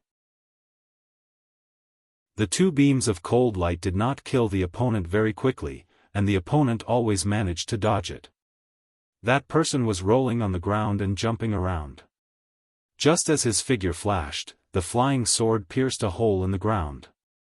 As for the sword that he stepped on just now, Yu Qianzhou kept it for his own use. Bang, bang, bang. The sound of explosions rang out one after another. There was not a single piece of limestone laid on the 6th stage that was left intact. There were potholes everywhere. That person was immediately forced into a difficult situation by the 3 flying swords. His initial arrogance and complacency had long since disappeared. Right now, he was desperately running for his life. In the eyes of the bystanders, he was even more frightened and in a precarious situation. He didn't know when he would be slaughtered. His appearance was indeed a bit shameful. Dog, if you kneel down and admit defeat now, I can consider sparing your life. Otherwise, just wait for the cultivation pavilion to collect your corpse. Kaka. Yu Qianzhou laughed arrogantly. He completely threw that person's words back at him. After a round of torture, that disciple did indeed have thoughts of admitting defeat. However, he couldn't kneel down and admit defeat even if he was beaten to death. If he really did that, he feared that the cultivation pavilion would no longer be able to tolerate him. At this moment, the people with the most complicated feelings were none other than the disciples of the cultivation pavilion. Each and every one of their faces sank. When did a main faction disciple get forced into this state by a subsidiary faction disciple? This was truly a disgrace to the cultivation pavilion. Gu Qingyun's expression was indescribably gloomy. From the standpoint of a friend, he should hope that Yu Qianzhou would win. From the standpoint of reputation, he naturally hoped that the main faction disciple would win. After all, he was a member of the cultivation pavilion, and if he lost face, he would also be implicated. Thinking a little more, Gu Qingyun gnashed his teeth in anger. That fellow was truly hateful. Leaving aside the fact that he sneak attacked, it was fine if he took advantage of Qin Wentian at the start. But why did he have to say such harsh words? Now, Qin Wentian had sent his words back to Gu Qingyun. Gu Qingyun didn't even have a path to retreat. If it was a normal win or loss, then no one would say anything. Just like Lu Guang at the beginning. But things had become like this. The two of them bullied and scolded each other, implicating the 2 factions behind them. Right now, it was no longer a matter of 2 people, but a matter of the reputation of the 2 factions. It was a matter of life and death, and no one could take a step back. The majority of the disciples of the cultivation pavilion had the same thoughts as Gu Qingyun. The disciples of the other factions were extremely excited. Yu Qianzhou had really made the subsidiary factions proud. The number 6 arena was still rumbling non-stop. The arena with a radius of tens of meters was already much shorter than the surrounding area. That disciple was also suffering in silence. He was still fleeing in all directions, and his whole body was already covered in sweat. Seeing that he refused to admit defeat, Yu Qianzhou sneered and prepared to kill him. However, from the beginning, he had no intention of letting him go, even though he had already admitted defeat. Bastard, I don't want to play with you anymore. Hand over your life. Yu Qianzhou shouted loudly. He pointed with his finger and the dazzling sword will behind him split into 10 rays of sword light. Xiao xiao. The rays of sword light quickly rushed down. Ah! That disciple suddenly shouted and raised his hand. A golden bracelet on his wrist flashed with a golden light. In an instant, that golden light enveloped his entire body. More than 10 rays of cold light that were shooting at high speed collided with the bracelet, making ding ding dang dang sounds. One after another, they were all knocked away. F***CK. What is this? Yu Qianzhou looked down in a daze. The surrounding people were also in an uproar. Diamond bracelet. Guan Weiwu, who was on the pavilion, was startled at first. Then, he turned his head and said angrily, Elder O, what is the meaning of this? How can you allow a disciple to bring a magic weapon into the arena? This is too unfair to the other disciples. O Sihai glanced at him and said expressionlessly, who said that magic weapons can't be brought into the arena? Who allowed your alchemy pavilion disciple to bring so many flying swords into the arena? Isn't this unfair to the other disciples? That's because of the sword technique he cultivates. He can control so many flying swords at the same time, so it doesn't matter if he brings more flying swords. Guan Weiwu defended himself. His own disciple was about to win, but the other side actually brought out a magic weapon. How could he not be angry? That diamond bracelet wasn't given to him by the cultivation pavilion. When he went out to cultivate, he killed a demonic path disciple and obtained it with his own ability. Why can't he use something that belongs to him? Oh, Sihai sneered, then suddenly turned his head and said in a deep voice, Guan Weiwu, who gave you the right to speak to me like this? Guan Weiwu was stunned. Oh, Sihai's cultivation had reached the peak of the middle stage of the tribulation passing stage. He was a bit stronger than the sect leader. According to seniority in the outside world, he was his father's junior brother. He was a generation older than the sect leader and belonged to the same branch of the Guan family. Senior brother. You be the judge. Guan Weiwu didn't dare to show his power and could only look for his senior brother, the sect leader. Feng Xiangtian looked down, paused, and said, a magic weapon obtained with one's own ability is naturally a part of one's strength. This is fair to everyone. The two of you don't need to argue anymore. Although the last sentence seemed to be reprimanding the two of them, in general, it was obvious that he was on Osihai's side. Yes, sect leader. Osihai responded with a smile and looked down without saying anything. Guan Weiwu's face twitched, but he also had nothing to say.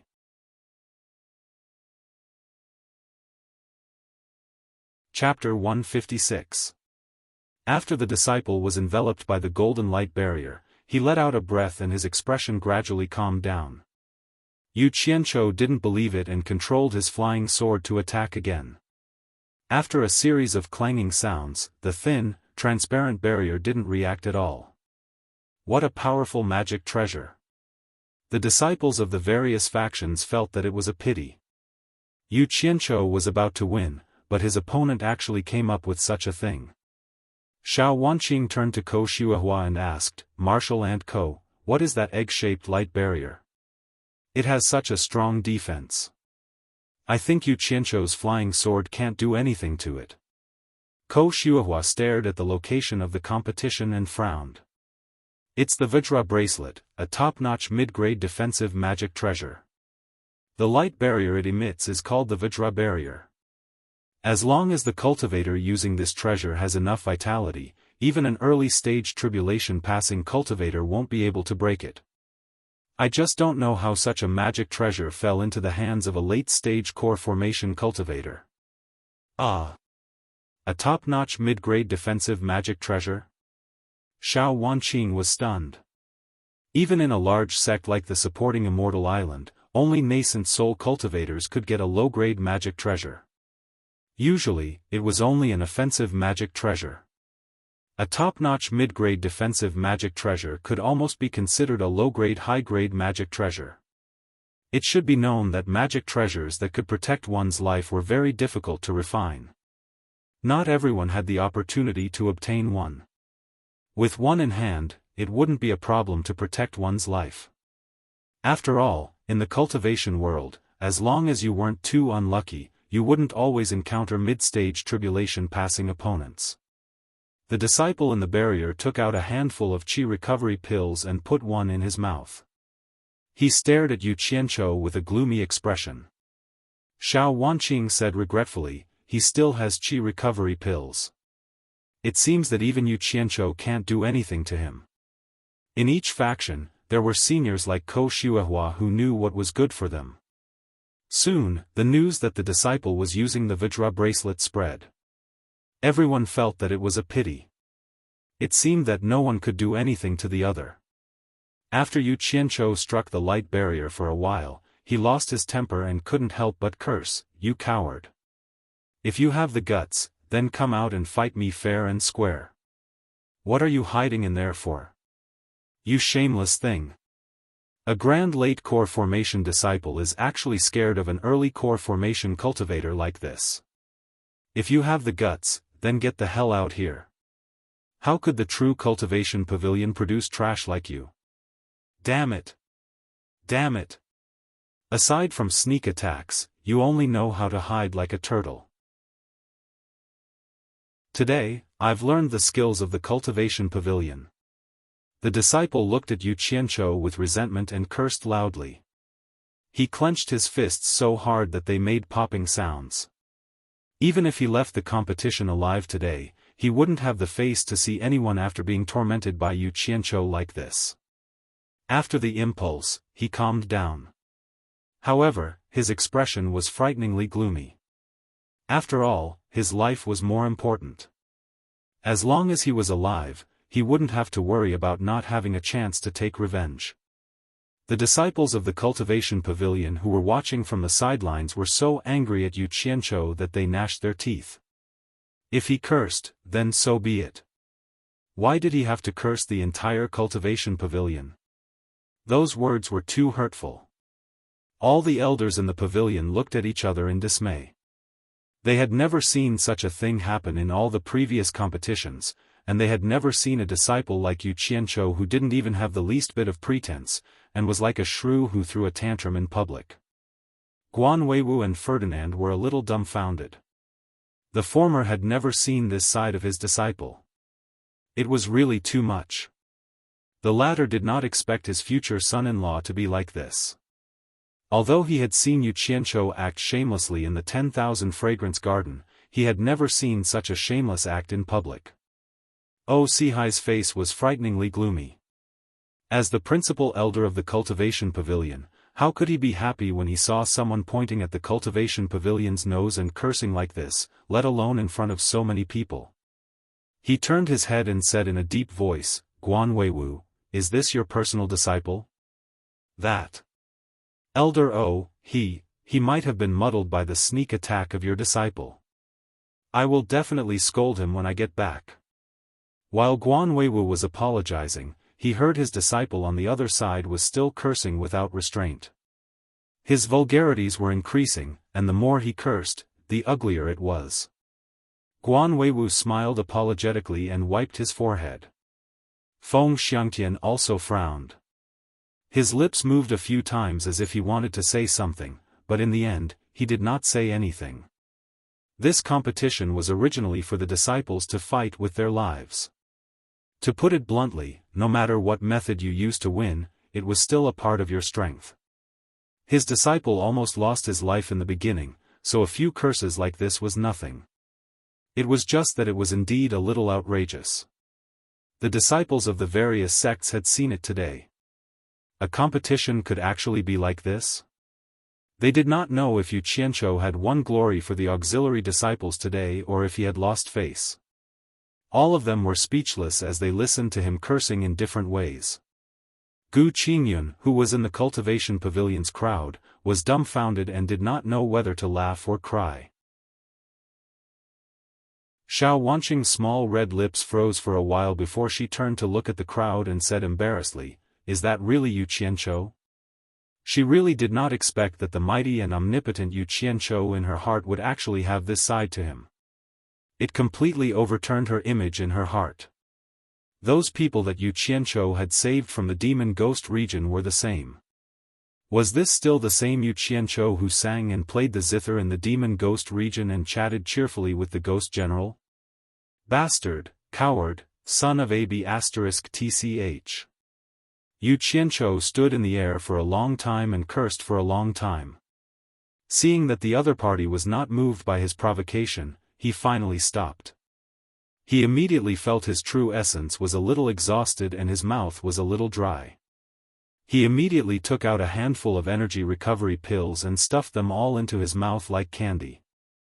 After recovering his true essence, he held his chin and flew around the Vajra barrier a few times.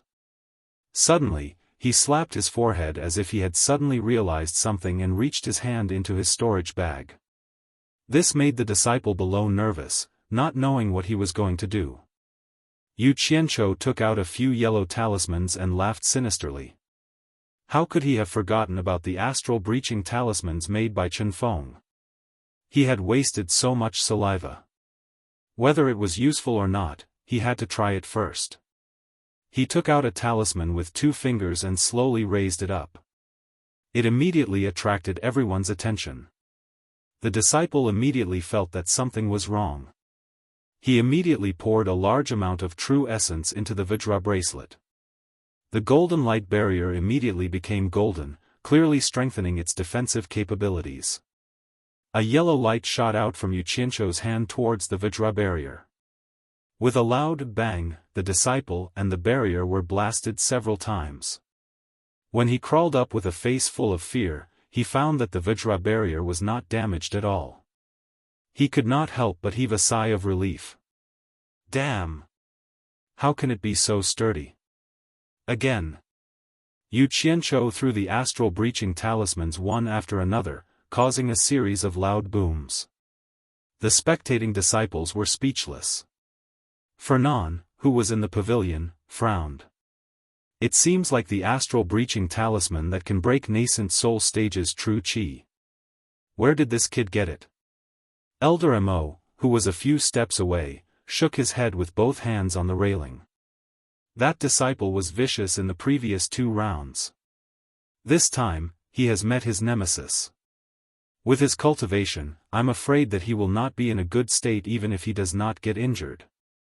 Guan Weiwu, who was standing at the side, smiled. He was too embarrassed to continue protecting his disciple. Yu Qianzhou had a total of 6 astral breaching talismans. After using them all at once, he realized that they still could not do anything to him. The defense of the light barrier was too good. The disciple was blasted to the ground 6 times in a row. His face was deathly pale. Fortunately, he wasn't injured. He stared at his opponent in the air as if his eyes were about to burst into flames. He raised his hand and stuffed another energy recovery pill into his mouth. What are you looking at? If you are not convinced, come out if you have the guts. Yu Qianzhou was very annoyed by his gaze. If he did not take the opportunity to kill him this time, he did not know what kind of revenge he would attract in the future. He immediately shouted, an iron rod can be ground into a needle. I don't believe that I cannot break your tortoise shell. He put his palms together and his 10 fingers turned to form a shadow. It was as bright as a lotus flower. Dozens of cold lights appeared from his storage bag. The flying swords on his back also flashed. Nearly 100 flying swords danced in the air at the same time. It was a spectacular scene. Everyone had never seen a person control so many flying swords at the same time. They all stared at the sky in shock.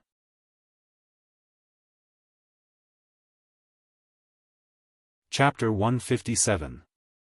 Yu Qianzhou floated in the air on his sword with a ruthless look on his face. Cold lights and shadows were everywhere around him, dancing all over the sky. When Yu Qianzhou moved in the air, there were nearly 100 cold lights following him. Every time his limbs moved, the sword shadows in the sky would be in a commotion. Everything was under his control, and his momentum was extraordinary. Feng Xiangtian, who was in the attic, suddenly narrowed his eyes and said, if I remember correctly, there seems to be a set of sword skills in the Sutras depository called Guiyuan sword skill. The higher the cultivation, the more flying swords you can control. Yu Qianzhou should be practicing this set of sword skills. Sihai, who was beside him, nodded, then shook his head and said, the Guiyuan sword skill doesn't seem to be so fast and powerful. Otherwise, many disciples would have practiced it. Feng Xiangtian's eyes flashed, and he said in a low voice, I'm afraid it has been modified by him. If that's the case, then this Yu Qianzhou's cultivation talent is really extraordinary. Sihai frowned and did not say anything. He did not believe what the head said. Modified the cultivation method? What a joke. The person who was most familiar with the cultivation method was the creator of the method. How could other people who practiced this method change it randomly? Unless he was not afraid of death or qigong deviation. In fact, both Feng Xiangtian and O Sihai were right. However, the latter did not know that when Yu Qianzhou was modifying this sword technique, there were indeed many times when he almost went berserk. However, whenever his body was damaged or about to collapse, the golden bead in his body would display its miraculous effect, constantly repairing and maintaining his body. That was why Yu Qianzhou, who did not know the immensity of heaven and earth, changed this sword technique of Guiyuan into his own unique sword technique. As for his talent in cultivation, it probably had nothing to do with it. All the people who were familiar with Yu Qianzhou were stunned. They did not know how many more secrets this guy had. In short, once he did it, it was very eye-catching. Just when everyone was guessing what he was going to do, Yu Qianzhou stretched out 2 fingers and drew 2 circles in the air. Close to 100 flying swords followed his gestures and split into 2, forming 2 circles of swords behind him. In the eyes of the surrounding people, it was as if he had grown a pair of glowing wings on his back. The disciple hiding in the Vajra barrier panicked once more. Although the astral breaker talismans did not harm him, the explosion had caused his blood and qi to churn, making him feel unbearably uncomfortable. It took him a long time to calm down, but from the looks of it, the fellow in the sky was going to do something again. It was a matter of life and death, so it would be strange if he was not afraid. The light barrier protecting him became golden again. Quick! Yu Qianzhou shouted at the 2 circles of swords behind him. One of the 2 circles of swords behind him suddenly broke off, forming 2 long dragons on the left and right, pouncing toward the golden egg below. Immediately, a series of clanking sounds of metal colliding rang out. As the clanking sounds rang out, Yu Qianzhou moved his fingers again. The 2 sword dragons once again formed 2 circles, connecting with each other in a circulatory cycle manner. They kept colliding with the golden egg, and the rapid and sharp sounds of collision rang out. This scene fell into the eyes of the crowd, as if the 2 wings on Yu Qianzhou's body had grown onto the golden egg below. Suddenly, Yu Qianzhou moved his fingers and pointed down. The 2 high-speed circles of swords immediately sped up, turning into 2 beams of light. The sounds of collision were no longer rapid, but a continuous, sharp, ear-piercing sound. After listening for a while, the crowd felt a sense of irritation in their chests. They felt flustered and immediately circulated their qi to resist. Yu Qianzhou looked down with a determined expression. He took out a handful of qi recovery pills and stuffed them into his mouth. Damn it! I'm going to drag it out with you today. I don't believe that this turtle shell can protect you forever. Everyone could see that he wanted to fight a protracted battle, but the noise was really disturbing and uncomfortable. What they didn't know was that the disciple in the light barrier was suffering 1,000 times more than the crowd. The sharp, bone-piercing sound was right beside his ears. He couldn't hide even if he wanted to. He could only sit down cross-legged and circulate his qi to resist. Elder Mo of the Artifact Refining Pavilion, who was on the pavilion, asked in surprise, "Old Guan, what is your disciple doing?" Guan Weiwu turned around and rolled his eyes at him. He thought to himself, "You're asking me, but who am I supposed to ask?"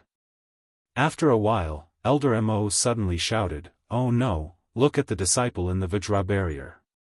The people on the pavilion looked over. It was so far away that they couldn't see clearly. They immediately circulated their qi to take a closer look. When they saw clearly, they were all shocked. The disciple's face was pale and his body was trembling non-stop. His eyes, mouth, nose, ears, and other orifices were bleeding. His appearance was dispirited and miserable. It was obvious that he was injured. How could this be? Feng Xiangtian was also shocked. The group of elders looked at each other in dismay. Even with their cultivation and knowledge, no one could tell how Yu Qianzhou had injured that disciple. In fact, Yu Qianzhou himself didn't know what was going on. He was the closest to the disciple, so he was the first to notice the abnormality. At first, he saw that the disciple was shivering in the turtle shell. he didn't pay much attention to it. When he noticed that something was wrong, he focused and saw that the disciple was bleeding from his orifices. What was going on? After a while, Yu Qianzhou came to a realization. It was probably the high-intensity noise he made that injured the disciple. No matter what, he was someone who had lived in the technological era for so many years in his previous life. Of course, he knew that the sound waves produced by noise could also kill people. Damn! It was a lucky hit. So it was like this. Yu Qianzhou was overjoyed. The speed of the flying sword was raised to the limit. The ear-piercing sound made the people around them feel disturbed. Yu Qianzhou stared at the disciple's reaction in the turtle shell. When he saw that the disciple was shaking even more violently, he knew that he had guessed correctly. He stuffed another qi recovery pill into his mouth and thought, "Bastard, let's see how long you can resist." Not long after, everyone suddenly noticed that the light emitted by the Vajra shield was flickering. Even the disciples in the early stage of foundation establishment could see that something was wrong. Yu Qianzhou sneered again and again. He could clearly see that the person inside was not only bleeding from his 7 orifices, but even his pores were oozing blood. Yet, he was still stubbornly resisting. It seemed that he was not far from death. Everyone in the attic naturally saw this. Elder Mo sighed and said, "I'm afraid it's almost over." Everyone had their own thoughts and were silent. Only Sihai's face was frighteningly gloomy. Ah! Suddenly, the surroundings boiled. The Vajra shield on the cultivation pavilion disciple's body suddenly disappeared. His whole body was finally exposed. He was covered in blood and fell to the ground. Bang! Yu Qianzhou's face was full of joy as he shouted. After waiting for a long time, he finally succeeded. If he didn't act now, then when would he? He understood the principle of delay. Nearly 100 cold lights swarmed toward the disciple like a flock of crows fighting for food. Now everyone knew that the disciple was dead for sure. Sihai, who was in the attic, slammed his palm on the railing. His lips were tightly shut and his face was gloomy. He didn't say a word. Feng Xiangtian glanced at him and didn't say anything. On the other hand, Guan Weiwu was a bit like a thief. His disciple defeated his opponent, but he didn't show any joy. Instead, he secretly looked at the people on both sides. With a burst of blood mist, the flying swords completed their mission. They turned into cold lights and flashed back into Yu Qianzhou's storage pouch. When the blood mist dissipated, there was nothing left except a pool of blood on the ground. Yu Qianzhou floated to the ground. The long sword under his feet fell into his hand. He walked to the pool of blood, picked up the bloody bracelet with his sword, and put it into his storage pouch. He casually threw the sword back into the scabbard on his back and walked toward the alchemy pavilion disciples as if nothing had happened.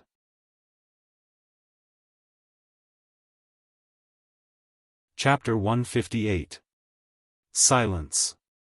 The surroundings were very quiet. Everyone was still immersed in the moment when the flying sword dismembered the body. No one could have imagined that a flying sword could be used to such a bloody extent that not even a piece of flesh or bone could be found. The most frightening thing was that with Yu Qianzhou's cultivation, he was actually able to break the middle-grade defensive magic treasure, the Vajra bracelet. No one could see how he did it. In any case, the person inside was killed by him just like that. The first to wake up were the supervising elders. Because Yu Qianzhou's matches were too eye-catching, there were still a few matches that hadn't been decided and had already stopped. At this moment, under the reprimand of the elders, the matches continued. However, no one dared to kill each other anymore. Yu Qianzhou's previous actions were already very clear. Those who wanted to kill him had better not meet him, or else the consequences would be very tragic. Lu Guang and that disciple were in stark contrast. The former was unharmed while the latter's bones couldn't even be found. This competition was decided by drawing lots. Who could guarantee that they wouldn't meet Yu Qianzhou? who still thought that they could beat Yu Qianzhou with their late core formation cultivation. In the end, the remaining people competed peacefully. After the winners and losers were decided, nothing happened. The spectators, on the other hand, felt that it wasn't intense enough and lacked interest. After the match was over, someone immediately came to the competition venue to repair the ground that had been smashed. The atmosphere over at the cultivation pavilion was oppressive. The disciples who were about to compete were all secretly thinking about who would be unlucky enough to meet Yu Qianzhou. Those who had killed in the previous 2 matches were even more nervous. Xiao Wanqing, who was on the 10,000 fragrance garden side, felt that something was wrong. She didn't say anything and smiled like a flower. Her eyes flickered as she looked at the disciple who had just won. Her expression was worth thinking about. In reality, she wasn't the only one looking over. There were too many disciples from each faction to count. It was just that their gazes were different from hers. The disciples of the alchemy pavilion all looked as if they were on steroids. They stood there in high spirits as if they were afraid that others wouldn't know they were disciples of the alchemy pavilion. Yang Qian grinned and said, "Yu Qianzhou, you sure hit it well." "What? Are you going to defeat all the disciples of the cultivation pavilion?" Hearing this, the nearby disciples all gathered their heads, wanting to hear how Elder Guan's direct disciple would answer. Yu Qianzhou scratched his head and said modestly, "Martial Uncle Yang thinks too highly of me, I was just lucky just now." The cultivation pavilion is filled with crouching tigers and hidden dragons. It's already not bad if I can enter the top 10. Ha! Martial Uncle Yu is too modest. That's right. Martial Uncle, don't stand on ceremony when the time comes. When it's time to strike, strike. This Martial Uncle Yu was usually very amiable and did not put on any airs. At this moment, the disciples from the alchemy pavilion were laughing and fanning the flames, causing the disciples from the other factions to be filled with envy. Disciples participating in the 4th round, draw lots. Dongfang Chang Ao shouted. Yu Qianzhou cupped his hands at the crowd, and as usual, walked over leisurely. Many of the disciples sighed in their hearts. Looking at how calm he was, it seemed he already had a card up his sleeve. This was the demeanor of an expert, this was the demeanor of a master. After 3 rounds of the competition, those who relied on luck or coincidence were almost all eliminated. The remaining people were definitely late core formation stage experts. Yu Qianzhou looked at the remaining 100 people and was slightly stunned. He found that they were all standing next to the lottery box and looking at him, not knowing what to do. While Yu Qianzhou was confused, Dongfang Chang Ao looked at the disciples in front of him and said in a low voice, "Yu Qianzhou, come here and draw lots." "Ah. Oh." Yu Qianzhou quickly ran over. No matter what the reason was, he had already offended the old guy, so he couldn't do it again. Just as his hand was about to reach into the lottery box, someone suddenly shouted from upstairs, "Wait, Chang Ao, bring Yu Qianzhou up here." The 2 people who were called looked up and saw it was the sect leader, Feng Xiangtian. Yu Qianzhou was stunned again and then followed Dongfang Chang Ao into the cultivation pavilion's main hall. When he climbed to the top floor, he saw the sect leader and the other elders and quickly bowed. In his heart, he was trying to figure out why he was called up. All the old guy's attention was on Yu Qianzhou. Feng Xiangtian gently waved his hand and said, "Chang Ao, pass on my decree. Yu Qianzhou is directly promoted to the top 10 of the core formation stage. He doesn't need to participate in the rest of the competition. The others can continue to compete. You can go down first." Dongfang Chang Ao paused.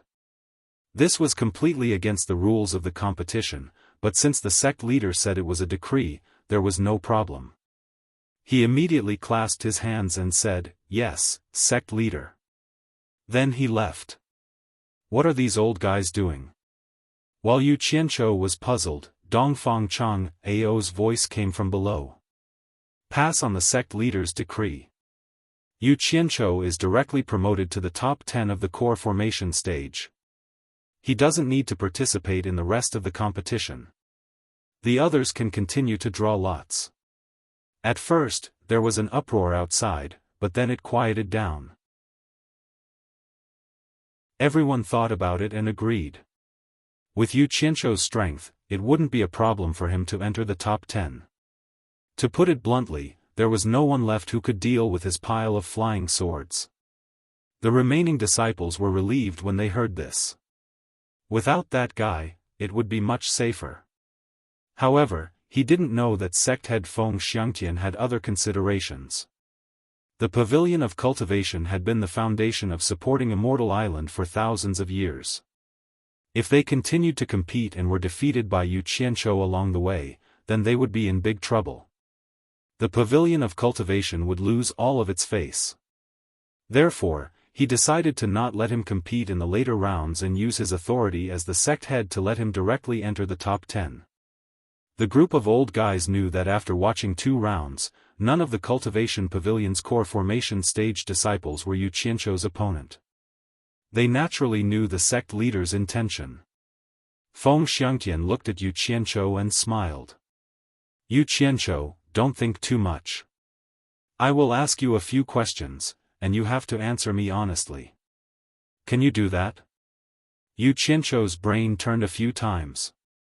He bowed and said, since the sect leader is asking, I will tell you everything I know. Very good.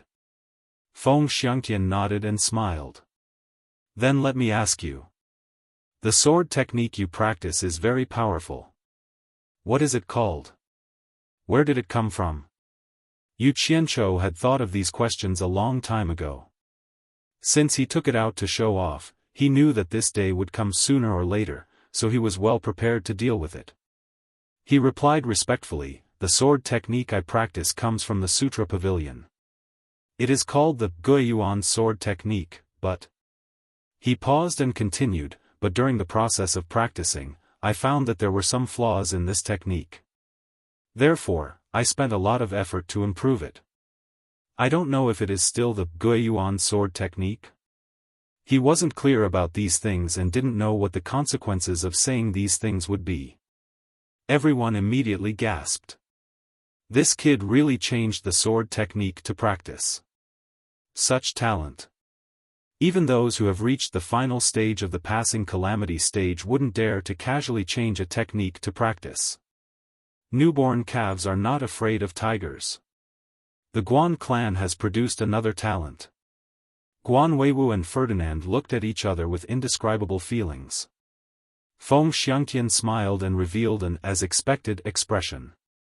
He continued to ask, how many flying swords can you control now? Where did these flying swords of yours come from? I have already reached the limit of flying swords I can control today. There are a total of 100 flying swords.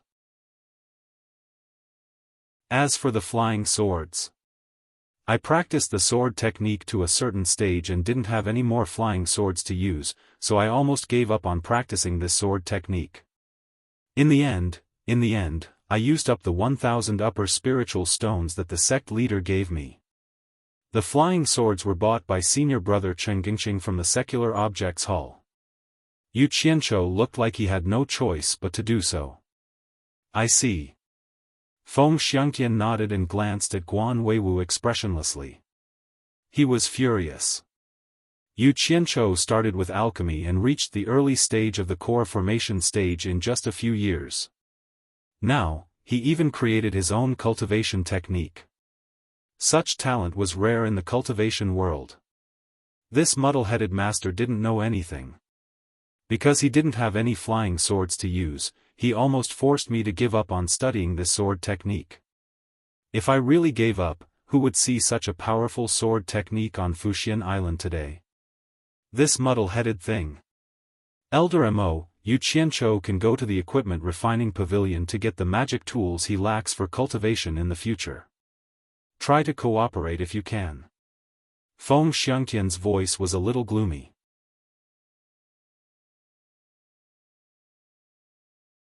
Chapter 159. Yes, sect leader. After Elder Mo responded, he looked at Yu Qianzhou and said with a smile, "It's a pity to stay in the elixir refinery pavilion with such cultivation talent. It's better to transfer you to the cultivation pavilion." Yu Qianzhou didn't know how to answer this question, so he obediently pretended not to hear it. Oxihai, who originally had a gloomy expression, raised his eyebrows inadvertently. He looked up and down at Yu Qianzhou and thought to himself, "That's right. Why didn't I think of it? With such cultivation talent, he should come to my cultivation pavilion. Isn't hiding in the elixir refinery pavilion a waste of talent? Besides, it's not shameful for a disciple to compete with another disciple." Oxihai's expression relaxed, and he started to have ideas about Yu Qianzhou. "We all saw that disciple die under your sword just now. However, before the Vajra shield broke, that disciple had already bled to death. What magic art did you use?" Feng Xiangtian asked again. Yu Qianzhou scratched his head and smiled. "I didn't use any magic art.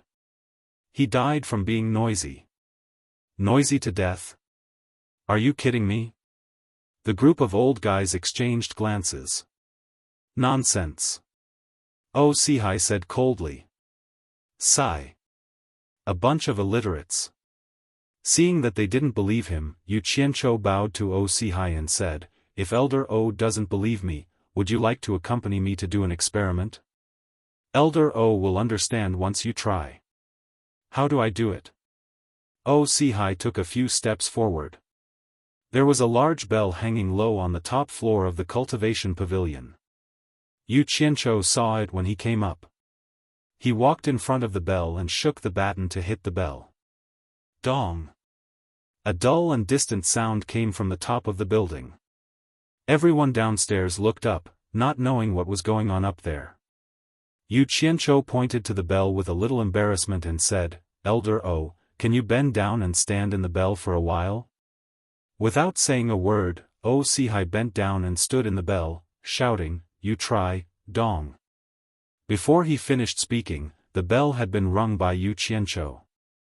From the bottom of the bell, Oxihai's body could be seen trembling. After the buzzing sound stopped, Yu Qianzhou said with respect, "Elder O, you can come out now."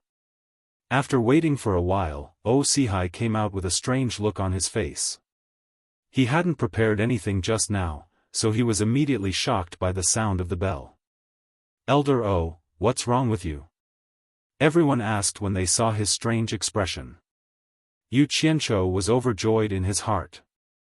The old man must be suffering. Oxihai shook his head and said dully, "It was so loud.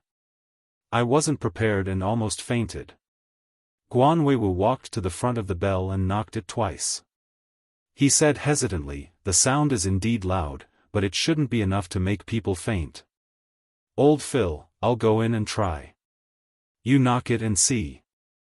After that, he also went in. Ferdinand rolled his eyes and walked over angrily. He shook the pestle and hit it hard. Plop. Guan Weiwu sat on the ground, covered his ears with his hands and rolled out. He climbed up shakily, but he was still a little unsteady. After a long time, he calmed down and exhaled, "So powerful." At this time, everyone knew that what Yu Qianzhou said was true, but they still didn't understand the reason. After all, they and Yu Qianzhou's ideas were completely different, so it was understandable. Feng Xiangtian pondered and said, "Yu Qianzhou, do you mean that the disciple died because of your noise?" "Yes." Yu Qianzhou said respectfully, "That disciple was hiding inside the Vajra barrier. I used my flying swords to continuously attack it. The sound he heard inside was 1,000 times louder than what we heard outside. After a while, no one would be able to endure it. Naturally, he was shaken to death."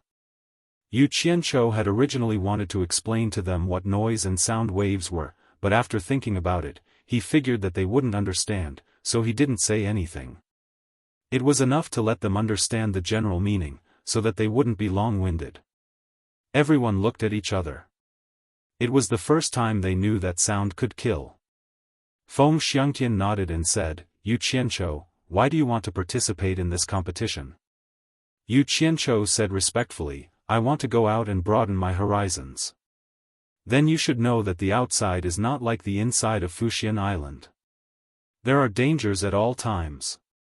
Aren't you afraid? Feng Xiangtian said. How can I see the rainbow without going through wind and rain? I'm not afraid. Yu Qianchou replied solemnly. The group of old guys nodded. Feng Xiangtian smiled and said, how can I see the rainbow without going through wind and rain? Well said, hee hee. Yu Qianchou, you can leave first. Yu Qianchou bowed to everyone and was about to leave. O Sihai said, Yu Qianchou, the Vajra bracelet belongs to a disciple of the cultivation pavilion. It should be taken back. Seeing that you are going out to gain experience, the cultivation pavilion will give it to you to protect yourself. Yu Qianchou was stunned. He thanked him and left. The group of elders stared at O Sihai strangely. Elder Mo said, Elder O, when did you become so generous? O Sihai glared at him and ignored him. He followed the sect leader to stand in front of the railing to watch the competition below. Feng Xiangtian looked at Yu Qianchou walking away and sighed. Through this conversation, he was very fond of Yu Qianchou. At such a young age, with such talent, his future was limitless. Unfortunately, he was not his own personal disciple. Thinking of this, he glanced at Guan Weiwu and sighed in his heart. Since the following competition had nothing to do with him, Yu Qianchou was too lazy to watch anymore. He said goodbye to the disciples of the Alchemy Pavilion and left the Cultivation Pavilion's territory. He flew straight to the Alchemy Pavilion on his sword. When the other disciples of the Alchemy Pavilion saw that Yu Qianchou had left, they also felt that there was no point in the competition and left. The disciples of each faction also came for Yu Qianchou. When the main character left, they all left one after another. The entire square was suddenly left with the Cultivation Pavilion performing a one-man show. The group of old guys in the Alchemy Pavilion finally understood who the main character of this competition was. In the following days, Yu Qianchou did not watch any of the finals and nascent soul stage competitions. He did what he was supposed to do. He did not know that his name had once again spread throughout supporting Xian Island, causing a group of Qi condensation stage disciples who had no chance to watch the competition to be filled with regret. They often pestered the seniors who had watched the competition to talk about it. As for the so-called seniors of the various lineages, they were filled with admiration for Yu Qianchou. When they spoke, they couldn't help but add oil and vinegar. As a result, a climax of learning from Yu Qianchou was set off in supporting Immortal Island. In particular, when it was said that Yu Qianchou cultivated the Gui Yuan sword technique of the Sutra Pavilion, a group of Qi condensation stage disciples were amazed. It turned out that supporting Xian Island had such a powerful sword technique. They immediately set their cultivation goal on the Gui Yuan sword technique after they reached the foundation establishment stage. The Sutra Pavilion was also very lively these days. Some foundation establishment stage disciples all went to study the Gui Yuan sword technique. As a result, a scene that had not been seen on supporting Xian Island for thousands of years appeared. There were tens of thousands of disciples on supporting Xian Island. Because there was only one sword technique and it could not be taken out, those who came could only memorize it. As a result, countless foundation establishment stage disciples lined up in the Sutra Pavilion. Some people saw that the scene was so lively, and they were afraid that they would not be able to line up. They even brought food to line up overnight. Of course, some people with higher cultivation levels also came. Everyone had seen the competition that day, so they naturally wanted to see what was so special about the Gui Yuan sword technique. It actually allowed Yu Qianchou to kill disciples with higher cultivation levels than him. It was really worth learning from.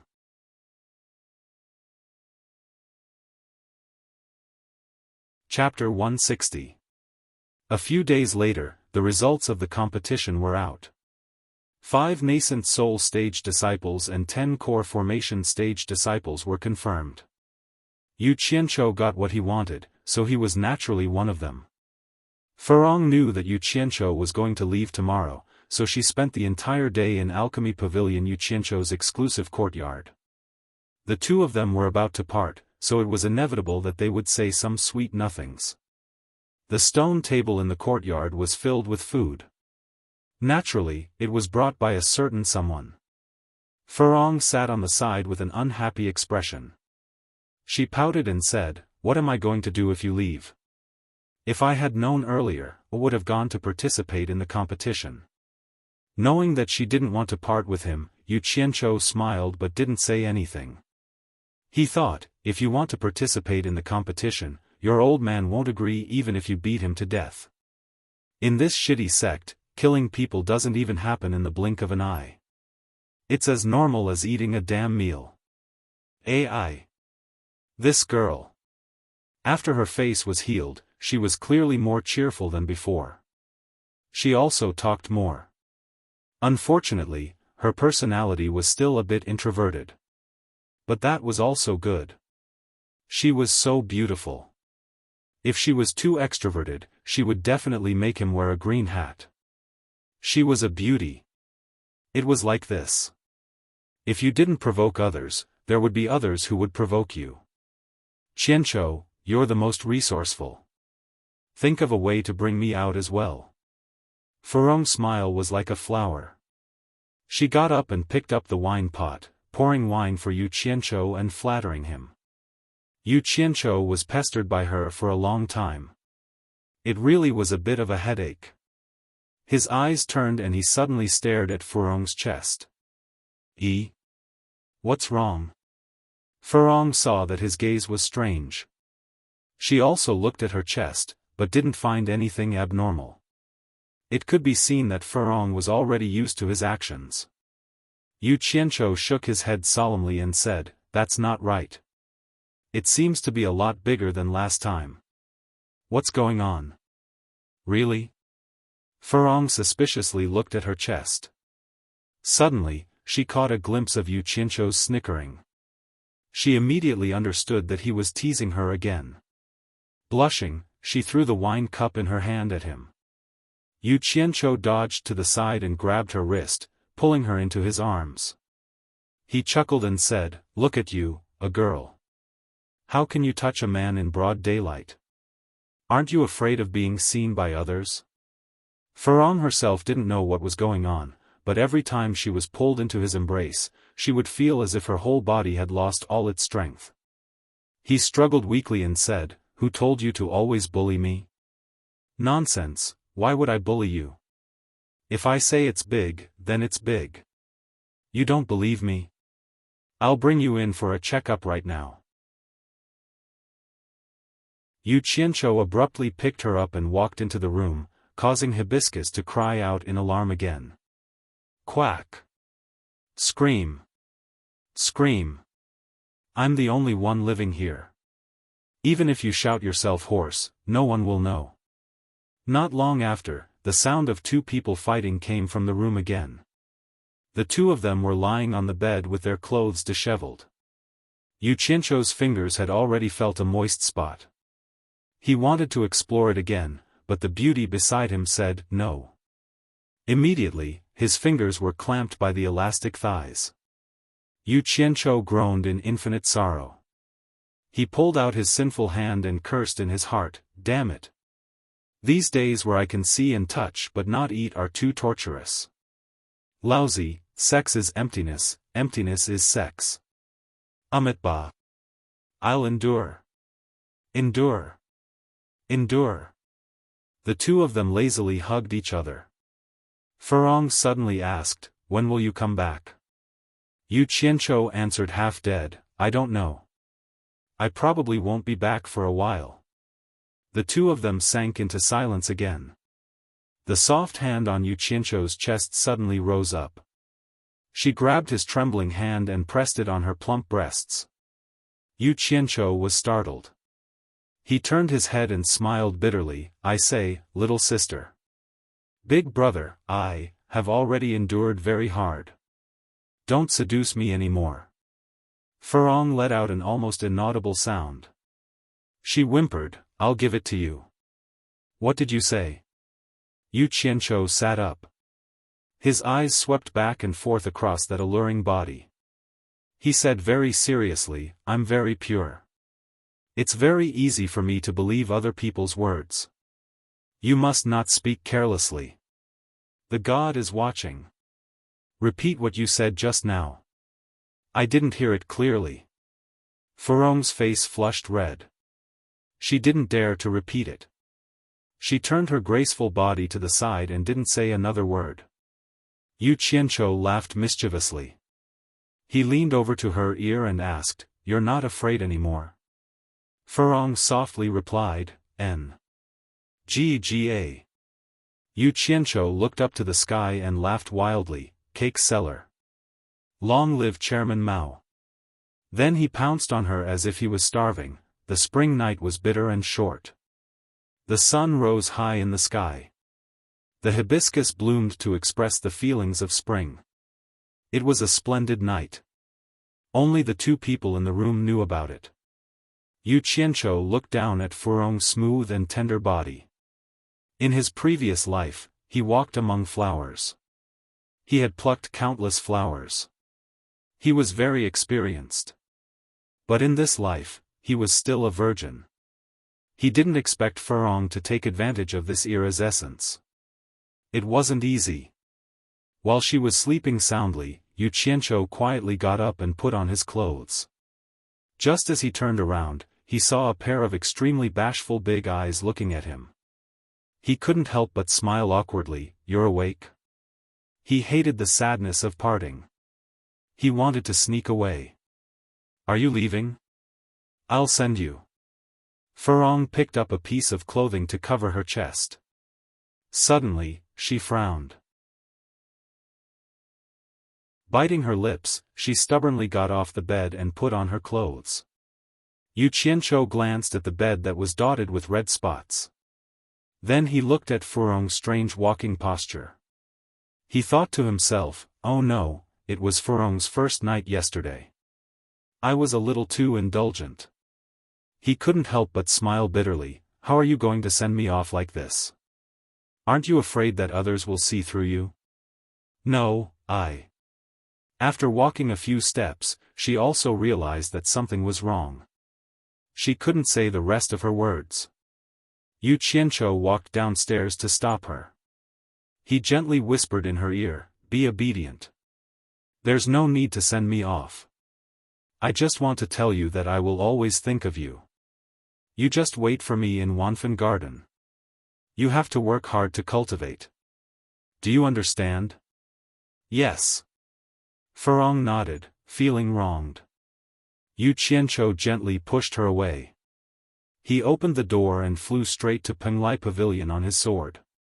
He faintly heard the sound of crying. In front of Penglai Pavilion, 5 nascent soul stage disciples and 10 core formation stage disciples led by Elder Quan of the Cultivation Pavilion were ready to leave. There were many onlookers. Yu Qianqiu saw his master Guan Weiwu waving at him from the crowd. He couldn't help but feel touched.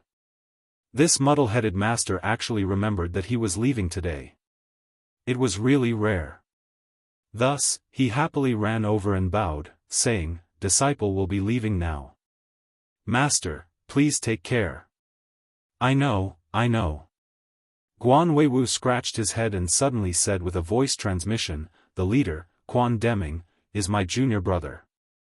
I have already told him that if you have any trouble, you can look for him. He will help you. Yu Qianqiu thanked him and returned to the group. Suddenly, he heard another voice transmission, Humph. Furong didn't return last night. Did she spend the night at your place? Damn.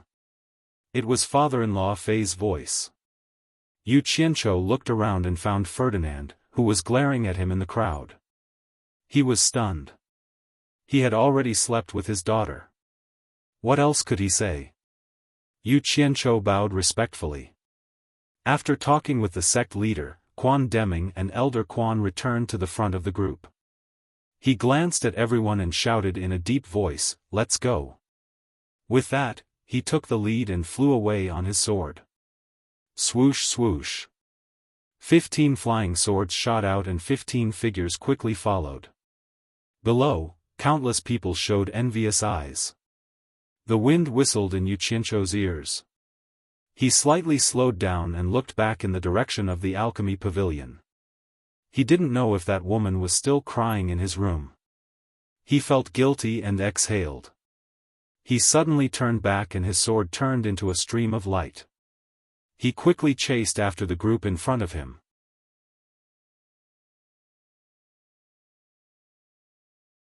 Chapter 161. No one knew when the original Cultivation Alliance was from. To put it bluntly, it was just something with an undeserved reputation. This time, it was different. Ong Guangceng caused a series of troubles. In the end, everyone had to clean up after him. Even Fuxian Island was not at ease. In view of this, the major sects finally made up their minds to enrich the Cultivation Alliance and make it work. They could not always make everyone suffer because of one sect. There must be justice for everything. This was the purpose of the Cultivation Alliance. Of course, the so-called Cultivation Alliance was something created by the righteous sections. It had nothing to do with the demonic sections. There were probably hundreds of righteous sects in the entire Wuxia Empire. There were major sects like Fuxian Island that had tens of thousands of disciples. There were also small sects that only had one disciple. These small sects even had only one disciple. After discussion, the Cultivation Alliance would be managed by the top 10 sections. The executive director would be changed every year, and the top 10 sects would take turns taking charge. The purpose was naturally to ensure the so-called fairness. The first year was this year, starting from Fuxian Island. As for sects other than the top 10 sects, those who were willing to join the Cultivation Alliance would more or less send someone to be responsible for the liaison work. The top 10 sects would still play the leading role. In fact, there were many small sects that were unwilling to join. For them, the disadvantages were greater than the advantages. Not to mention the constraints, the small sects would not dare to cause trouble and ask the Cultivation Alliance to uphold justice. Who would be like Ong Guangceng and run to provoke the demonic sect's evil blood devil palace? Wouldn't that be courting death? But they had to join. The top 10 sects issued a declaration. Any decent sects that did not join the Cultivation Alliance would have to pray for their own good if they encountered any trouble in the future. This meant that if they did not join, they would not be able to do anything alone. It would be very eye-catching and easy to be bullied. There would not even be anyone to help them. However, the top 10 sects did not blindly bully the small sections. For example, the Cultivation Alliance's normal operating expenses were completely shared by the top 10 sections. They would not let the small sects pay a single cent. The only requirement was that anyone who joined must obey the decisions made by the Cultivation Alliance. Otherwise, the consequences would be severe. For the sake of fairness, the Cultivation Alliance was not placed in any of the righteous sections. The 10 major sects jointly invested in a building in the 100 Flowers Valley, a place that was neither righteous nor demonic, to serve as the organization's headquarters. Yu Qianzhou and the others did not know about this at first. When they followed Quan Deming to the 100 Flowers Valley, Yu Qianzhou was shocked. Why was the Cultivation Alliance here? Thinking about it, he felt relieved. It was probably only here that no one would have any objections. Otherwise, no one would feel at ease putting it in anyone's home. He didn't know what to do if he bumped into Yan Zixia again. This was something that Yu Qianzhou was a little worried about. After all, he had taken advantage of her, and it wasn't just 1 or 2 meals. He didn't even let go of her curvy body parts. It would be awkward to see him again. As the saying goes, what you fear will happen. As soon as they entered the 100 Flowers Valley, although the palace master of the 100 Flowers Valley didn't come personally, she sent a son, a daughter, and a group of disciples to welcome the guests. Everyone was in the cultivation world. Although supporting Immortal Island only had a dozen or so people, they represented a sect. Therefore, they still had to show the necessary etiquette. As soon as they entered the valley, they saw an extraordinary young man and a beautiful woman standing at the city gate. Both of them cupped their fists and bowed to Quan Deming. Yan Zhuixing, Yan Zixia, I represent my mother to welcome the seniors from supporting Immortal Island. Quan Deming smiled and greeted them politely. He didn't dare to put on airs of the world's #1 sect in front of them. Others might not know, but how could he not know? The so-called mother was his senior sister, the daughter of his master's previous sect master, Guan Dinghai. As soon as Yu Qianzhou entered the city, he noticed Yan Zixia. Fortunately, he had always liked to keep a low profile. When he entered, he stood at the back. When the situation turned bad, he immediately hid behind everyone. He didn't know if the other party saw him or not. The people from supporting Immortal Island and the people who came to welcome them walked in. There were many people watching. They were all individual cultivators, both righteous and demonic. The righteous and demonic path in the 100 Flowers Valley were free to come and go. Everyone was here to watch. After all, supporting Immortal Island was famous. They weren't like other sects who often had people outside. It was rare for supporting Immortal Island to send a group of people. It was inevitable that they wanted to see the glory of the world's #1 sect. The place where the 100 Flowers Palace welcomed supporting Immortal Island was at the 100 Flowers House. It wasn't the first time Yu Qianzhou had been here. When they arrived at the entrance of the 100 Flowers House, the people from the other sects of the Cultivation Alliance had already arrived. There were hundreds of people waiting there. The leaders of the sects all came to say a few words to Quan Deming. Yu Qianzhou glanced at the crowd. There were quite a few familiar faces. He seemed to have seen the leader of the Moon Clan when he was in the Demon region. The few female disciples behind him were also very familiar. The leader of Onquangsung was actually Lu Wanwan, an old acquaintance. The person behind him was even more familiar. It was Lu Zhengguang, whom he had once stripped naked. Damn! This was going to be interesting. What day was it today? What a sin! Yu Qianzhou groaned in pain. His body shrank in the crowd. There was a saying that went, "You can hide now, but you can't hide forever." He was so big, and supporting Immortal Island was so eye-catching. Where could he hide? There was another saying that went even better, "Women are more careful than men." This was even more true. A female disciple of the Moon Clan glanced over and was stunned. Then, she whispered something in the elder's ear. The elder of the Moon Clan's eyes lit up. He looked at Yu Qianzhou, who was hiding behind the crowd, sneakily. The elder of the Moon Clan, Hua Rui, suddenly chuckled and said, "Elder Quan, I heard that your outstanding disciple, Yu Qianzhou, is also here." "Who is it? Can I have a look?" "Yu Qianzhou is here?" "Elder Quan, we have to ask him to come and see." The Daluo sect was also in an uproar. In the eyes of the other sects, they were a little surprised to see such a scene. Who was this Yu Qianzhou? He was so famous that even the first and second sects of the orthodox sects were so eager to see him. Of course, they didn't know that the trial in the demon region was a secret between the top 3 sects of the orthodox and devil sections. Onquangsung's Lu Wanwan and Lu Zhengguang exchanged a look. They were both confused. The name Yu Qianzhou was so familiar.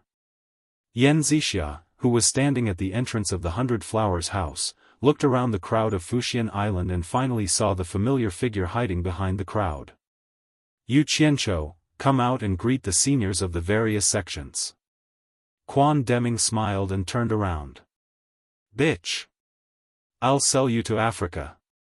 Would it kill you to speak less?" Yu Qianzhou hated him to death. There were too many people. To prevent him from squeezing out, the disciples of Fuxian Island automatically made way for him, revealing his true appearance. He had no choice.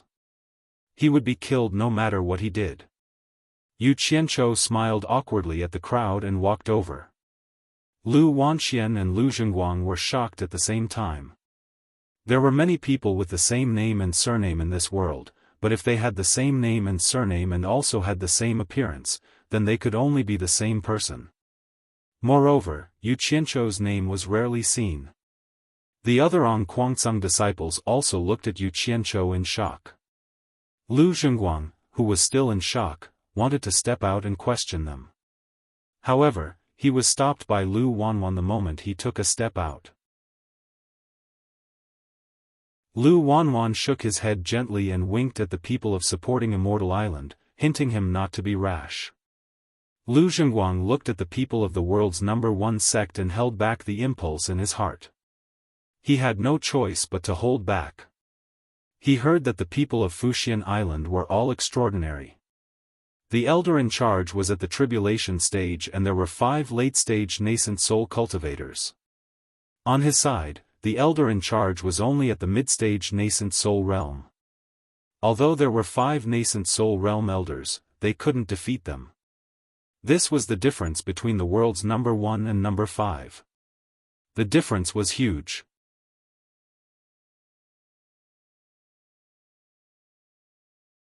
Chapter 162. Yu Qianzhou was most concerned about On Kuangsang's group. Their actions were all seen by him. It seemed that Fuxian Island's name was really famous. Just their signboard alone was enough to intimidate people. The corner of his mouth curled up into a smile. He already had an idea in his mind, so he immediately felt relaxed. Fuxian Island's core formation stage disciple, Yu Qianzhou, greets seniors.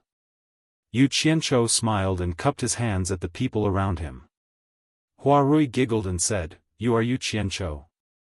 The last time I saw you, you were only at the foundation establishment stage, right? How long has it been? You have already broken through to the core formation stage. You are indeed an outstanding disciple of Fuxian Island." The Luo sect's principal elder was called Zhu Xianxian. Although he didn't go to the demon ghost region, he had heard of Yu Qianzhou. He immediately walked over with a smile and grabbed Yu Qianzhou's arm. He patted it and said, "You are indeed extraordinary, extraordinary." "Ah. Senior, you flatter me." Yu Qianzhou took this opportunity to quietly withdraw his hand. He did not have a good impression of the Luo sect, and sooner or later, he would come looking for them to settle the score. As a man, there was no justice in not taking revenge. Everyone saw that the 3 sects were speaking in riddles. They didn't know what was so good about Yu Qianzhou. While they were wondering, Yu Qianzhou walked toward On Kuangsang with a smile. "Lu Wanxian, Lu Zhengguang, long time no see. How have you been?" Yu Qianzhou stood in front of the 2. His smile gradually turned into a sneer. The originally lively surroundings suddenly became silent. Anyone could see that Yu Qianzhou and On Kuangsang had a grudge. Otherwise, he wouldn't have called him by his name in public. Yan Zixia frowned. She had carefully investigated Yu Qianzhou's background and naturally knew that Yu Qianzhou used to be On Kuangsang's disciple. Now that he had joined another sect, it was taboo in the cultivation world. Why did he provoke him instead of hiding from On Kuangsang? Quan Deming was astonished as well. How did Yu Qianzhou get involved with the Blue Light School? He hoped that nothing bad would happen to him.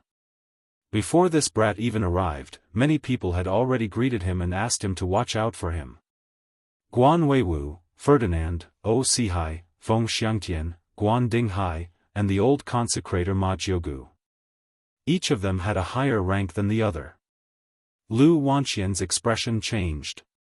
He also didn't know what Yu Qianzhou was up to, but he definitely didn't want to have any conflict with supporting Immortal Island. If it wasn't for supporting Immortal Island, On Kuangsang would have already been eliminated by the Blood Demon Palace.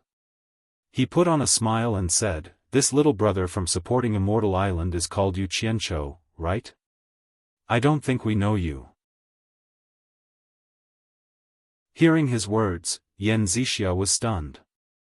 Her brother Yan Zhuixing's eyes flickered as he glanced at the crowd. No one knew what he was thinking. Yo!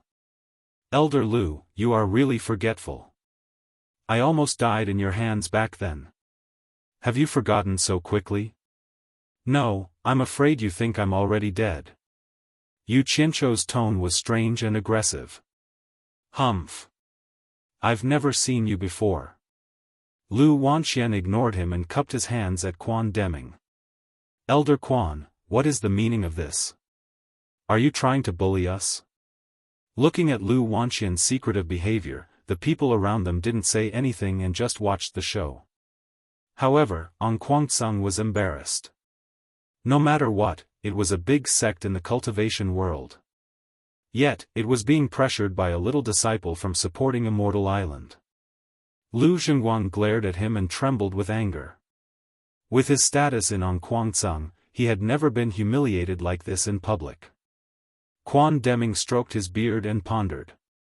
Yu Qianzhou said that he almost died in his hands back then.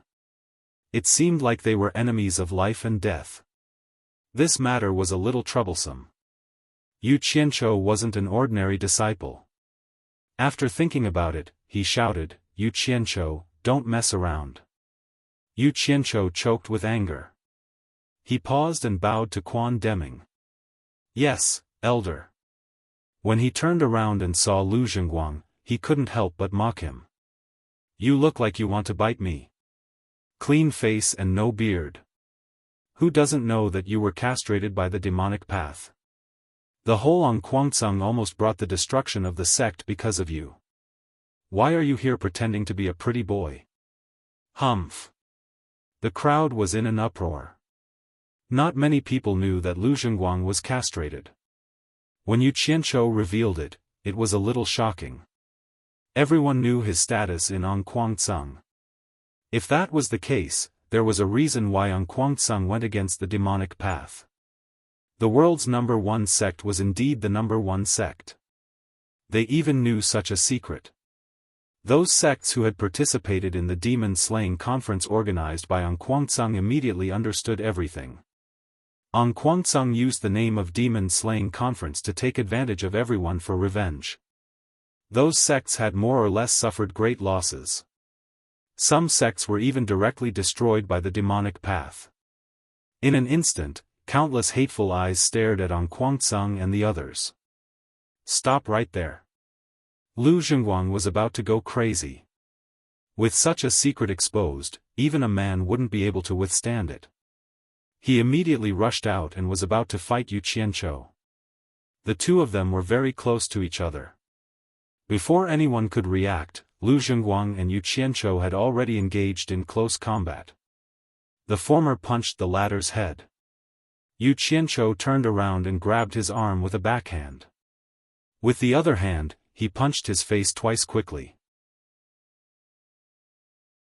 Then, he grabbed the back of his neck and raised his knee to hit him twice. Finally, he pushed his hand away and raised his leg high, sending Lu Zhengguang flying. Fortunately, there were many people behind him. An Kuang-tsung's disciples had already caught him. However, his whole face had already become a bloody mess and he was unconscious. In fact, Yu Qianzhou had seen through Lu Zhengguang's cultivation at a glance. He was only at the late stage of foundation establishment. Therefore, he deliberately provoked him. He wanted him to make the first move and then find an excuse to beat him up.